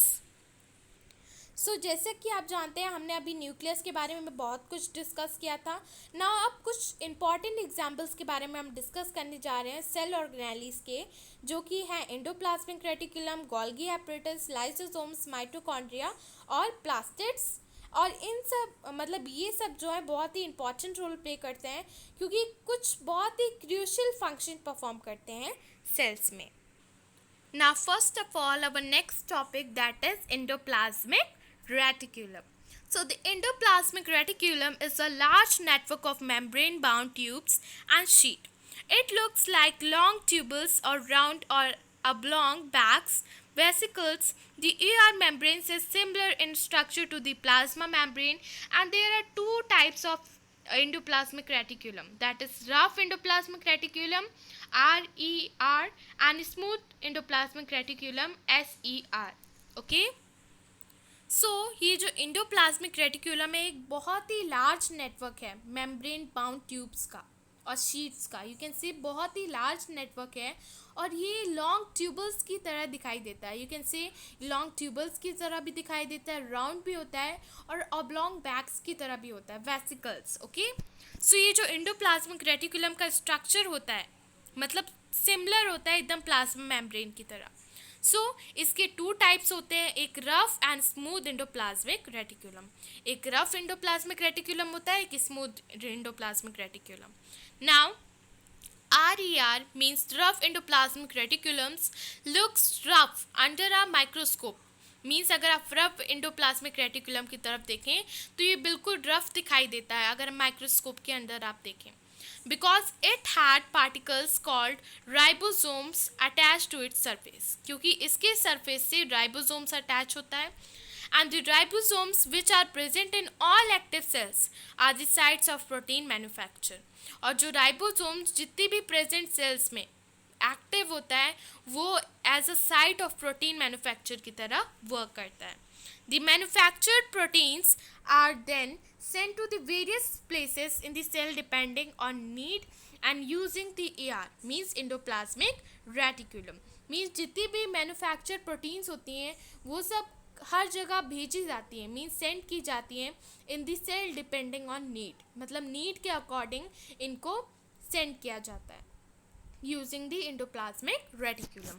And the SER means smooth endoplasmic reticulum helps in the manufacture of fat molecules. ये किस में help करता है? Fat molecules को manufacture करने के लिए help करता है. और lipids important for sale function, और जितने भी लिपिड्स इंपॉर्टेंट होते हैं सेल फंक्शन के लिए. Some of these proteins and lipids helps in building the cell's membrane. कुछ ऐसे ही लिपिड्स और प्रोटीन्स किस में हेल्प करते हैं? सेल मेम्ब्रेन को बिल्ड करने के लिए. This process is known as membrane biogenesis. So ऐसे इस प्रोसेस को हम लोग क्या कहते हैं?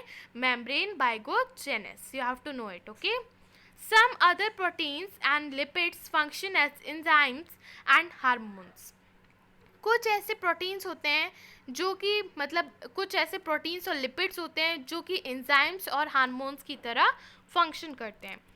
Although the endoplasmic reticulum varies greatly in appearance in different cells, it always forms a network system. लेकिन जो इंडोप्लाज्मिक रेटिकुलम होता है वो ग्रेटली अपीयरेंस करता है, मतलब डिफरेंट सेल्स में ग्रेटली तरीके से अपीयर होता है. And it always form a network system. ये हमेशा नेटवर्क सिस्टम परफॉर्म करता है. नाउ अब मैं एक आपको फिगर बताऊंगी जो कि एनिमल सेल का है. Okay, let's see this figure. Now this is the figure that Golgi apparatus are present here, plasma membrane here, centrole here, smooth endoplasmic reticulum here, nucleus envelope here, lysosomes here, mitochondrion here, rough endoplasmic reticulum here, cytoplasm here, and nucleus here. I hope you all understand this figure. This figure is important. Okay, you have to know it that it is the animal cell. Okay, and you have to know about all its parts.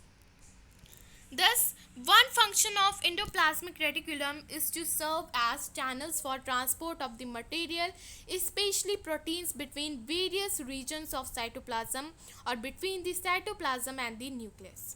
कुछ function ऐसे होते हैं endoplasmic reticulum के जो कि channel की तरह work करते हैं, जो कि कई सारे मटेरियल जैसे स्पेशली प्रोटीन्स को ट्रांसपोर्ट करने के लिए कई सारे रीजन्स में for of the cytoplasms and between the cytoplasms and the nucleus. और कुछ जो इंडोप्लाज्मिक रेटिकुलम होते हैं वो एज अ फंक्शन करते हैं साइटोप्लाज्मिक फ्रेमवर्क की तरह, जो कि हमें एक ऐसा सरफेस प्रोवाइड करते हैं. You can say that for some biological activities. कैसे सरफेस प्रोवाइड करते हैं? कुछ बायोलॉजिकल बायोकेमिकल एक्टिविटीज़ को परफॉर्म करने के लिए. Okay, now in the liver cell of the group of the animals called vertebrates. So जो लीवर सेल होती है एनिमल्स की ग्रुप्स में, सो उसे हम लोग क्या कहते हैं, वर्टिब्रेट्स, जिसके बारे में आप चैप्टर 7 में ज़्यादा अच्छी तरीके से समझ पाएंगे. So, SCR means smooth endoplasmic reticulum plays a crucial role in detoxifying many poisons and drugs. Means ये जो स्मूथ एंडोप्लाज्मिक रेटिकुलम है ये बहुत ही क्रूशियल रोल प्ले करता है किसमें, detoxifying many poisons and drugs. कोई पॉइजन या ड्रग्स हमारी बॉडी में जो प्रेजेंट होता है उसको देखने के लिए बहुत ही क्रूशियल रोल प्ले करता है, जिससे हमारी बॉडी में कोई भी इससे प्रॉब्लम क्रिएट ना हो, मीन्स पॉइजन से और ड्रग से. Now we will see a figure. Okay, now जैसे कि हमने प्लांट सेल के फिगर के बारे में नहीं देखा था, एनिमल सेल के फिगर के बारे में देखा था. Now we will see this figure of plant cell. See there, here is present rough endoplasmic reticulum, lysosomes, smooth endoplasmic reticulum, chloroplast, nucleus, Golgi apparatus, nuclear envelope, plasma membrane, adjacent cell wall, mitochondrion, ribosomes, cytoplasm and chloroplast. Okay, I hope you all understand this figure. This is the figure of plant cell, जिसके बारे में हमने discuss किया nucleus के बारे में, chloroplast के बारे में, rough endoplasmic reticulum, smooth endoplasmic reticulum और बहुत कुछ हमने जो भी डिस्कस किया है. और देखिए सेल वॉल के बारे में जो हमने डिस्कस किया था, जो द आउटर मोस्ट वॉल होती है किसी भी सेल की जो कि प्लांट सेल में प्रेजेंट होती है, हमने देखा था cell wall. Okay, I hope you all understand this cytoplasm and chloroplast also. Now our next topic is Golgi apparatus. So अभी हमने एंडोप्लाज्मिक रेटिकुलम के बारे में डिस्कस कर लिया. Now we will discuss about Golgi apparatus. The Golgi apparatus, first described by Cromwell Golgi, consists of a system of membrane-bound vesicles, flattened scans, arranged approximately parallel to each other in stacks called citizens. So, जो Golgi apparatus होता है उसको सबसे पहले किसने describe किया था, Camillo Golgi ने, जिसमें उन्होंने बताया था ये एक सिस्टम को कंसिस्ट करता है जिससे हम लोग क्या कहते हैं, मेम्ब्रेन बाउंड वेसिकल्स, जो कि फ्लैटेंड सैक्स की तरह होता है. Arranged approximately parallel to each other, ये एक दूसरे के पैरेलल होता है. इन सैक्स कॉल्ड क्रिस्टन्स, जिसे हम लोग क्या कहते हैं, क्रिस्टन्स. These membranes often have connection with the membranes of endoplasmic reticulum and therefore constitute another portion of complex cellular membrane system. So ये जितने भी membranes होते हैं वो सब connect रहते हैं with the membrane of endoplasmic reticulum and therefore इनके जो constitute होते हैं दूसरे portion के of the complex cellular membrane system. Means ये कॉन्स्टिट्यूट करते हैं अदर पोर्शन को जो कि कॉम्प्लेक्स सेलुलर मेम्ब्रेन सिस्टम को, यू कैन से. सो I hope you all understand. जो गोल्गी apparatus होता है वो सबसे पहले उसको कैमिलो गोल्गी ने डिफाइंड किया था, डिस्क्राइब किया था, जो कि एक सिस्टम को कंसिस्ट करता है मेम्ब्रेन बाउंड वेसिकल्स, जो कि फ्लैटेंड सैक्स की तरह है, जो कि अप्रॉक्सीमेटली पैरेलल अरेंज्ड होता है एक दूसरे के साथ, जिसको हम लोग क्या कहते हैं, क्रिस्टन्स. और ये जितनी भी मेम्ब्रेन्स होते हैं वो सब कनेक्ट रहते हैं with the membrane of endoplasmic reticulum, और इसीलिए ये दूसरे पोर्शन को भी कॉन्स्टिट्यूट करते हैं जो कि है complex cellular membrane system. I hope you all understand. Now the material synthesized near the endoplasmic reticulum is packaged and dispatched to various targets inside and outside the cell through the Golgi apparatus. Its function includes the storage, modification, and packaging of products in vesicles. In some cases, complex sugars may be made from simple sugars in the Golgi apparatus, and the Golgi apparatus is also involved in the formation of lysosomes. Okay, so जो ये material होता है वो synthesise करता है endoplasmic reticulum के package को और डिस्पैच करता है कई सारे टारगेट्स, जैसे कि जो सेल के अंदर और जो सेल के बाहर है, थ्रू द गोल्गी apparatus की हेल्प से. So its function includes the storage, means ये फंक्शन क्या इंक्लूड करता है, स्टोरेज इंक्लूड करता है, मॉडिफिकेशन इंक्लूड करता है, पैकेजिंग ऑफ प्रोडक्ट इंक्लूड करता है in the vesicles. Okay, in some cases, कुछ केसेस में जो कॉम्प्लेक्स शुगर्स हैं वो कुछ सिंपल शुगर से भी बने हुए होते हैं गोल्गी एपरेटर्स में।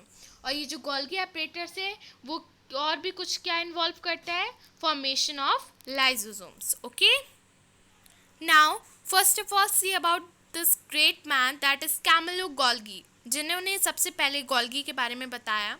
So Camillo Golgi was born at Centennial, Barranquilla in 1843. He studied medicine at University of Pavia. After graduating in 1865, he continued to the work in Pavia at the Hospital of Saint Matteo.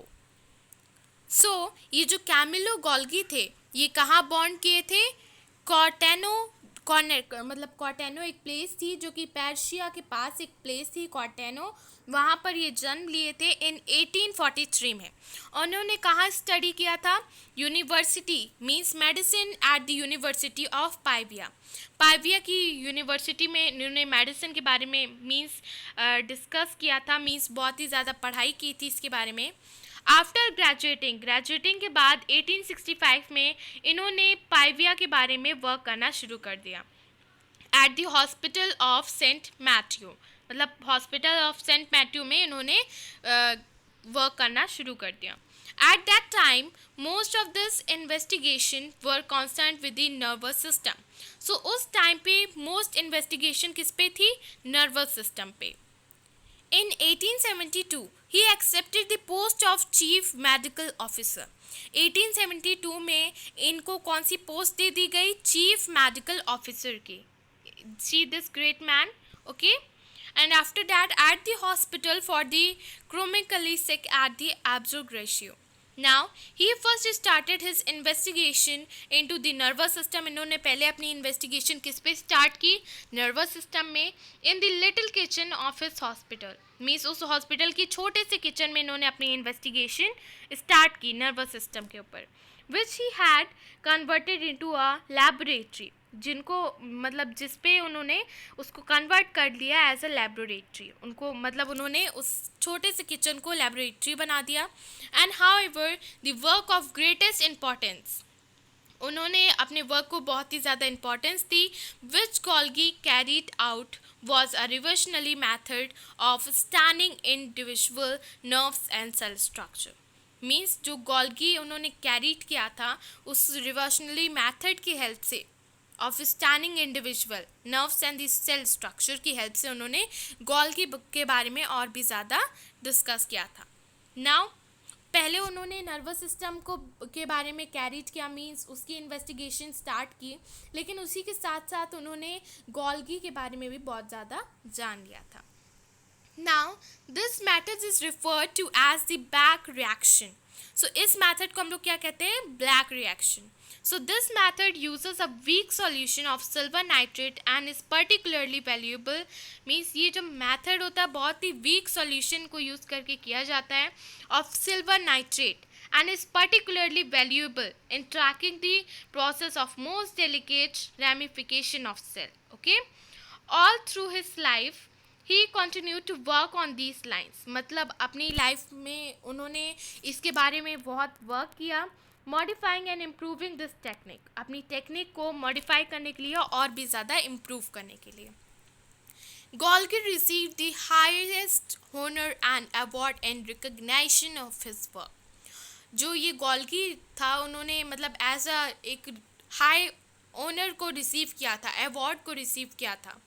He shared the Nobel prize in 1906, means उन्होंने कब Nobel prize जीता था, 1906 में, with Santiago Romani Cajal for their work on the structure of the nervous system. किसके द्वारा किया गया था, Santiago Romani Cajal for their work of the structure, means उन्होंने नर्वस सिस्टम की स्ट्रक्चर पे जो वर्क किया था, जिसके साथ साथ उन्होंने गोल्गी के बारे में भी बहुत कुछ डिस्कस किया था, बहुत कुछ जाना था, और इसकी ही हेल्प से उन्हें नोबेल प्राइज़ मिला था 1906 में। आई hope you all understand about his great man, means इन्होंने कितनी ज़्यादा मतलब अच्छी तरीके से सब कुछ जाना। Okay, I hope you all understand this topic very clearly that how can he discovered all these things. Now अब हम गोल्गी ऑपरेटर्स के बारे में तो बहुत कुछ जान चुके हैं. नाउ अब हम लाइसोसोम्स के बारे में डिस्कस करने जा रहे हैं. So structurally lysosomes are the membrane bound sac filled with digestive enzymes. Means जो लाइसोसोम्स होता है वो मेम्ब्रेन बाउंड सैक्स होता है जिसके अंदर डाइजेस्टिव एंजाइम फिल्ड रहता है.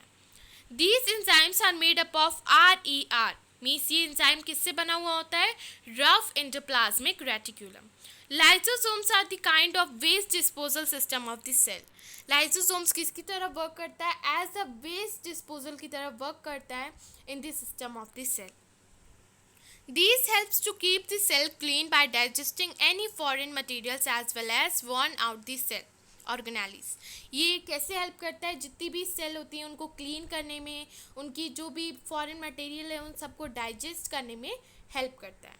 Now foreign materials entering the cell such as bacteria और फूड. कुछ मटेरियल फॉरेन मटेरियल जैसे कि सेल के अंदर प्रेजेंट आ जाते हैं, मीन्स एंटर कर जाते हैं, जैसे कि bacteria, food as well as old organelles end up in the lysosomes which break complex substances into simpler substances.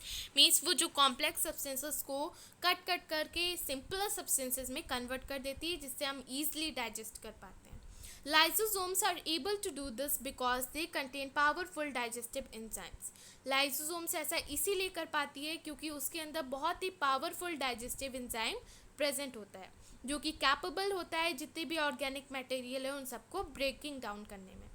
During the disturbance in the cellular metabolism, for example when the cell gets damaged, lysosomes may burst and the enzymes digest their own cell. Therefore lysosomes are also known as the suicidal bags of the cell. और अगर कोई disturbance create होता है, means अगर कोई disturbance create होता है cellular metabolism में, जैसे कि जब सेल जो होता है वो डैमेज हो जाता है, तब लाइसोसोम क्या करता है? ब्रस्ट हो जाता है और उस एंजाइम्स को डाइजेस्ट करने में हेल्प करता है. मीन्स अपने ही सेल को डाइजेस्ट करने में हेल्प करता है. मीन्स जब कोई सेल ख़राब हो जाती है, सो ये जो होता है लाइसोसोम, ये अपनी ही सेल को डाइजेस्ट करने में हेल्प करता है. Therefore, lysosomes को हम लोग क्या कहते हैं? suicidal bags of the cells. I hope you all understands. That means अगर कोई सेल्स हमारी बॉडी में ख़राब हो जाता है तो ये लाइसोसोम अपने ही सेल को, मीन्स उसी सेल को डाइजेस्ट करने में हेल्प करता है जिससे वो हमारी बॉडी से रिमूव हो जाए जो ख़राब हो चुका है. और इसीलिए हम इस सेल को क्या कहते हैं? suicidal bags of the cell.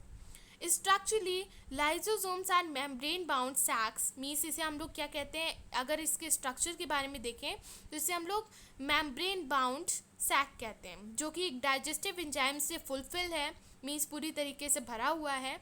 और इस एंजाइम्स, ये जो एंजाइम्स है वो किससे बना हुआ होता है? मतलब RER, that is rough endoplasmic reticulum. I hope you all understand this topic very clearly. Now अब हमने लाइसोसोम के बारे में भी डिस्कस कर लिया, गोल्गी ऑपरेटर्स के बारे में भी डिस्कस कर लिया है, और हमने endoplasmic reticulum, cell organelles, cytoplasm, बहुत कुछ डिस्कस कर लिया है. Now we are going to discuss about mitochondria. So mitochondria are known as the power houses of the cell. Mitochondria को हम लोग क्या कहते हैं? Power houses of the cell कहते हैं. Mitochondria have two membrane covering. Mitochondria के अंदर दो मेम्ब्रेन कवरिंग प्रेजेंट होती है. And the outer membrane is porous while inner membrane is deeply folded. जो बाहर की मेम्ब्रेन होती है वो टोटली पोरस होती है और जो अंदर की मेम्ब्रेन होती है वो डीपली फोल्डेड होती है. और इन फोल्ड्स को, मतलब ये जो फोल्ड्स हैं वो सरफेस एरिया को इंक्रीज करते हैं for ATP, means generating chemical reactions. So the energy required for the various chemical activities needed for the life is released by mitochondria in the form of ATP.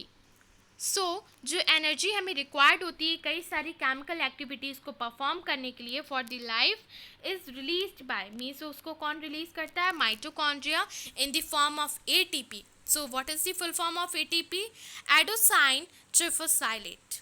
So molecules, and ATP is known as the energy currency of the cell, and the body uses energy stored in ATP for making new chemical compounds and for the mechanical work. सो जो ATP है उसे हम लोग energy currency भी कहते हैं cell की, और ये जो होती है बॉडी को मीन्स यूज़ करती है एनर्जी स्टोर करने के लिए ATP में, for making new chemical compound, नए नए केमिकल कंपाउंड को बनाने के लिए, एंड फॉर मैकेनिकल वर्क, और मैकेनिकल वर्क को परफॉर्म करने के लिए कौन हेल्प करता है? ATP means adenosine triphosphate. Okay, I hope you all understand. Now mitochondria are strange organelle. Mitochondria जो है बहुत ही स्ट्रेंज ऑर्गेनेली है in the sense that they have their own DNA, means उसका खुद का DNA होता है, एंड राइबोसोम्स, उसका खुद का DNA और राइबोसोम होता है. Therefore, mitochondria are able to make some of their own proteins. इसलिए माइटोकॉन्ड्रिया अपना खुद का प्रोटीन खुद से बना सकती है. ओके, सो हमने माइटोकॉन्ड्रिया के बारे में क्या क्या देखा कि जो माइटोकॉन्ड्रिया होता है उससे हम लोग पावर हाउस भी कहते हैं सेल का. उसके अंदर 2 मेम्ब्रेन कवरिंग प्रेजेंट होती है. आउटर मेम्ब्रेन पोरस होती है, इनर मेम्ब्रेन डीपली फोल्डेड होती है, और यही फोल्ड सरफेस एरिया को इंक्रीज करती है ATP के, जो कि केमिकल रिएक्शन को जनरेट करने में हेल्प करती है. और ये क्या करती है, जो एनर्जी हमें कई सारे केमिकल रिएक्शन को परफॉर्म करने के लिए रिक्वायर्ड होती है, उस एनर्जी को कलेक्ट करने में हेल्प करती है. और ये एनर्जी रिलीज कहाँ से होती है? माइटोकॉन्ड्रिया से रिलीज होती है in the form of ATP, जिसको हम लोग क्या कहते हैं? Adenosine ट्राइफोसेट molecules. ओके, और इसे हम लोग एनर्जी करेंसी भी कहते हैं सेल की, और मेनली हमें एनर्जी प्रोवाइड करती है और इसे स्टोर करने में हेल्प करती है, जिससे हम अपने जितने भी केमिकल कंपाउंड और जितने भी मैकेनिकल वर्क है उन सबको परफॉर्म कर सकें. ये बहुत ही स्ट्रेंज ऑर्गेनेली होती है क्योंकि ये हमें मतलब इनके पास अपना खुद का DNA होता है और खुद का राइबोसोम होता है. इसीलिए माइटोकॉन्ड्रिया जो होती है वो कैपेबल होती है अपना खुद का प्रोटीन बनाने में. Okay, I hope you all understand this topic. Okay, that is mitochondria. अब हमने कई सारे टॉपिक के बारे में डिस्कस कर लिया है. Now our next topic is plastids. Now plastids are present only in plant cells, means जो प्लास्टिड होते हैं वो कहाँ मेनली प्रेजेंट होते हैं? प्लांट सेल में. There are 2 types of plastids, means there are only mainly 2 types of plastids, that are chromoplast, colored plastids. Leucoplasts, white और colorless plastids. means जो plastids होता है वो खाली plant cell में present होता है. 2 types of plastid present होते हैं, means there are 2 types of plastids, that is chromoplast means जो colored plastids होता है, leucoplast जो कि colorless plastids होता है. ओके, और chromoplast containing the pigment chlorophyll. और जो chromoplast होता है उसके अंदर एक पिगमेंट होता है, ग्रीन पिगमेंट, जिससे हम लोग क्या कहते हैं? Chlorophyll, are known as the chloroplast, और इसे हम लोग क्या कहते हैं? क्लोरोप्लास्ट. ना chloroplast are the important for the photosynthesis in plants. जो क्लोरोप्लास्ट होता है आप जानते हैं कि ग्रीन कलर है, इसलिए वो हमें फोटोसिंथेसिस परफॉर्म करने में हेल्प करता है. Chloroplast also contain various yellow और orange pigment in addition to chlorophyll. Chloroplast के अंदर कई सारे येलो और ऑरेंज पिगमेंट भी प्रेजेंट होते हैं क्लोरोफिल के साथ साथ. Leucoplast are the primarily organelles in which materials such as starch, oil and proteins granules are stored. सो जो ल्यूकोप्लास्ट होता है वो एक प्राइमरी ऑर्गेनेली होती है जिसके अंदर स्टार्च, ऑयल, प्रोटीन और जेन्यूल्स जैसे प्रोडक्ट जो हैं वो स्टोर रहते हैं. And the internal organization of the chloroplast consists of the numerous membrane layer embedded in a material called the stroma. सो जो इंटरनल ऑर्गेनाइजेशन होता है क्लोरोप्लास्ट का वो कुछ न्यूमरस मेम्ब्रेन लेयर को कंसिस्ट करता है जो कि एम्बेडेड होती है कौन से मटेरियल में? स्टॉर्मा में. These are the similar to the mitochondria, means ये माइटोकॉन्ड्रिया से सिमिलर होती है, means same to same mitochondria की तरह मतलब थोड़ी बहुत सिमिलैरिटी होती है इनके बीच में.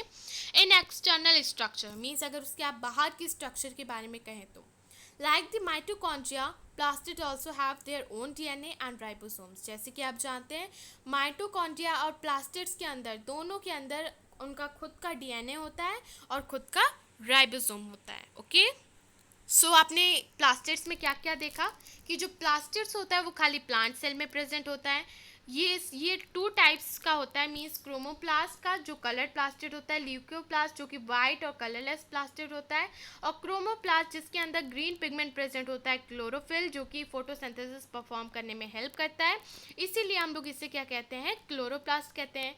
क्लोरोप्लास्ट और भी कई सारे कलर जैसे कि येलो और ऑरेंज पिगमेंट भी कंटेन करता है एडिशन टू द क्लोरोफिल। और जो ल्यूकोप्लास्ट होता है वो प्राइमरी ऑर्गेनेली होती है जो कि कुछ मटेरियल को कंटेन करती है, जैसे कि स्टार्च, ऑयल, प्रोटीन्स, ग्रैन्यूल्स, ये सब वहाँ पर स्टोर रहते हैं। और जो इंटरनल ऑर्गेनाइजेशन होता है क्लोरोप्लास्ट का, वो न्यूमरस मेम्ब्रेन कंसिस्ट करता है जो कि एम्बेडेड रहती है, जिस मटेरियल को हम लोग क्या कहते हैं, स्टॉर्मा।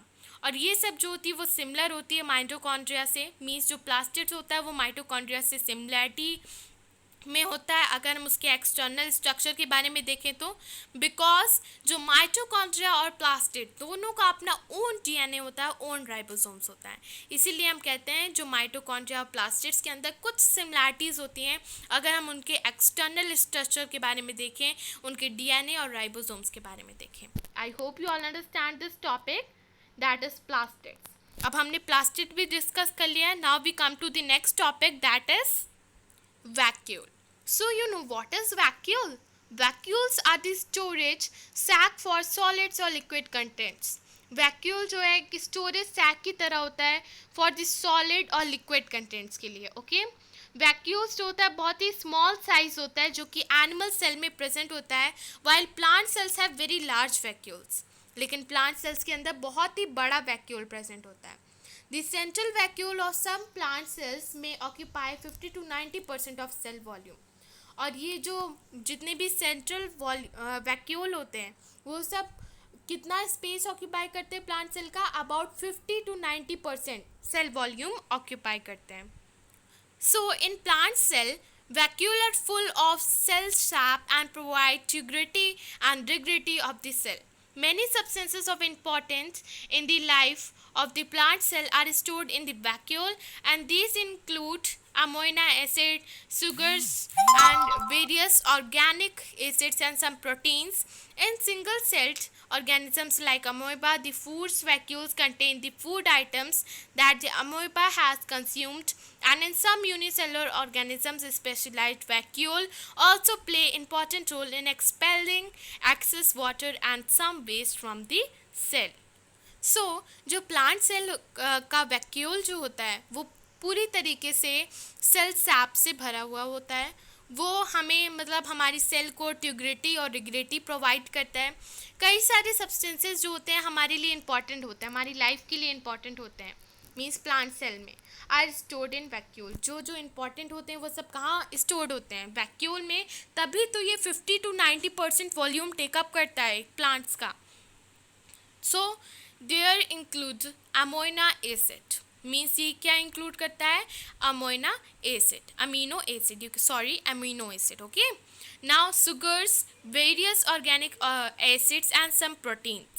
ये कई सारे अमीनो एसिड को इंक्लूड करता है, सुगर्स को इंक्लूड करता है, कई सारे ऑर्गेनिक एसिड को इंक्लूड करता है और कई सारे प्रोटीन्स को भी इंक्लूड करता है। इन सिंगल सेल्ड ऑर्गेनिज्म, जैसे कि जो सिंगल सेल्ड ऑर्गेनिजम्स होते हैं जैसे अमोइबा, इनके जो फूड वैक्यूल होते हैं वो कई सारे ऐसे फूड आइटम्स को कंटेन करते हैं। अमोइबा में हैज़ कंज्यूम्ड, उसे कंज्यूम्ड करते हैं, मतलब अपने पास बचा के रखे रहते हैं। इन सम यूनिसेलुलर ऑर्गेनिजम्स, कुछ unicellular means one single cell, means जिसकी सिंगल सेल होती है। Specialised vacuole also play important role, means उनका जिनका स्पेशलाइज्ड वैक्यूल होता है वो भी बहुत ही इंपॉर्टेंट रोल प्ले करते हैं। एक्सपेलिंग एक्सेस, मीन्स जो हमने पहले पढ़ा था हाइपोटोनिक, हाइपोटोनिक और आइसोटोनिक के बारे में, सो जिसमें हमने कई सारी बातें देखी थी ना कि जो सेल होता है एक्सपेलिंग होता है और फिर वो श्रिंक कर जाता है, उस सब में भी इसका बहुत ही इंपॉर्टेंट रोल प्ले करता है। और ये जो कुछ वेस्ट चीज़ें हमारी सेल में प्रेजेंट होती हैं उन सबको रिमूव आउट करने में भी बहुत हेल्प करता है। नाउ आई होप आप वैक्यूल के बारे में समझ गए होंगे कि जो वैक्यूल होता है एक स्टोरेज सैक की तरह होता है जो कि सॉलिड और लिक्विड कंटेंट के लिए होता है। वैक्यूल बहुत ही स्मॉल साइज में होता है जो कि एनिमल सेल में प्रेजेंट होता है, वाइल द प्लांट सेल्स है very large vacuole, means animal cell में बहुत ही छोटा वैक्यूल होता है लेकिन प्लांट सेल में बहुत ही बड़ा वैक्यूल होता है। ये up to 50 to 90% cell volume मतलब प्रेजेंट रहता है, वहाँ पर 50 to 90% सेल वॉल्यूम ऑक्यूपाई करता है। और जो प्लांट सेल होता है वो पूरी तरीके से सेल सैप से भरा होता है, जो कि हमारी सेल को इंटीग्रिटी और रिग्रेटी प्रोवाइड करता है। और कई सारी सेल मतलब कई सारे ऐसे सब्सटेंसेस होते हैं जिसमें बहुत ही इंपॉर्टेंट रोल प्ले करता है प्लांट सेल में, जिसमें हम अपनी जितनी भी इम्पॉर्टेंट सब्सटेंसेस हैं जो हमारी लाइफ के लिए बहुत इंपॉर्टेंट है उसे वैक्यूल में स्टोर कर सकते हैं। और ये अमीनो एसिड को इंक्लूड करता है, शुगर, वेरियस ऑर्गेनिक एसिड और कई सारे प्रोटीन्स को भी इंक्लूड करता है। ये एक सिंगल सेल ऑर्गेनिज्म से, जैसे कि अमोइबा जो होता है वो फूड वैक्यूल कंटेन करता है, फूड आइटम्स जो भी होता है वो सब अमोइबा के अंदर कंज्यूम्ड रहता है। और ये जो कुछ यूनिसेलुलर ऑर्गेनिजम्स हैं वो स्पेशलाइज्ड वैक्यूल की तरह बहुत ही मतलब जिनका स्पेशलाइज्ड वैक्यूल होता है वो भी बहुत ही इंपॉर्टेंट रोल प्ले करते हैं एक्सपेलिंग एक्सेस वाटर में और कुछ वेस्ट जो हमारी सेल में प्रेजेंट है उन सबको रिमूव आउट करने में। आई hope you all understand this topic that is vacuole very clearly. Now, each cell thus acquires this structure and ability to function because of the organization of its membrane and organelles in a specific way. So, जितनी भी cell होती हैं वो सब acquire करती हैं उसके structure और एबिलिटी को, जिससे वो अच्छी तरीके से फंक्शन कर सके because of organisation of its membrane and organelles, एक स्पेसिफिक वे में मीन्स जिससे वो ऑर्गेनाइजेशन कर पाएँ मेम्ब्रेन में और ऑर्गेनेलिक में एक स्पेसिफिक वे में। जो सेल होती है उसका कुछ बेसिक स्ट्रक्चरल ऑर्गेनाइजेशन भी होता है। This helps the cell to perform function like respiration, obtaining nutritions and cleaning of waste material और फॉर्मिंग न्यू प्रोटीन्स। यही सब सेल की हेल्प करता है, जैसे कि रेस्पिरेशन प्रोसेस करने के लिए, न्यूट्रिशन ऑब्टेन करने के लिए, वेस्ट मटेरियल को क्लियर करने के लिए और कुछ नए प्रोटीन्स को फॉर्म करने के लिए। Now thus the cell is the fundamental structure. जैसे कि आपको मैंने शुरुआत में ही बताया था कि जो सेल है वो बहुत ही you can say that this cell is the structural and functional unit of life. और जैसे कि आपके चैप्टर का नाम भी है that the fundamental unit of life. So ये सब जो होते हैं मीन्स जितने भी सेल्स यू कैन से जो सेल होता है वो fundamental structural unit of living organisms होता है। It also the basic functional unit of life means आप कह सकते हैं ये बहुत ही बेसिक फंक्शन परफॉर्म करता है, बेसिक फंक्शनल यूनिट होती है हमारी लाइफ की। Okay, now we are done with this topic that is vacuole. Now the next topic that is cell division. You know what is cell division?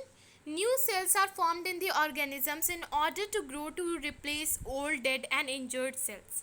Means जो नई sales होती हैं वो बनती हैं ऑर्गेनिजम्स के अंदर कुछ मतलब ओल्ड, डेड और इंजर्ड सेल्स को रिमूव करने, उसे रिप्लेस करने के लिए, and to form gametes required for reproduction, और जो गैमेट्स रिप्रोडक्शन के लिए रिक्वायर्ड हैं उन सबको भी फॉर्म करने के लिए।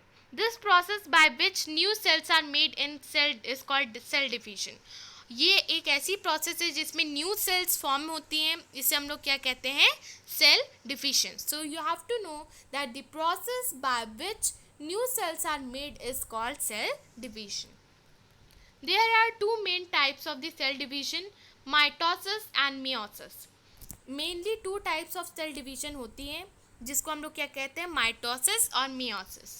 So the process of cell division by which most of the cell divide for the growth is called mitosis.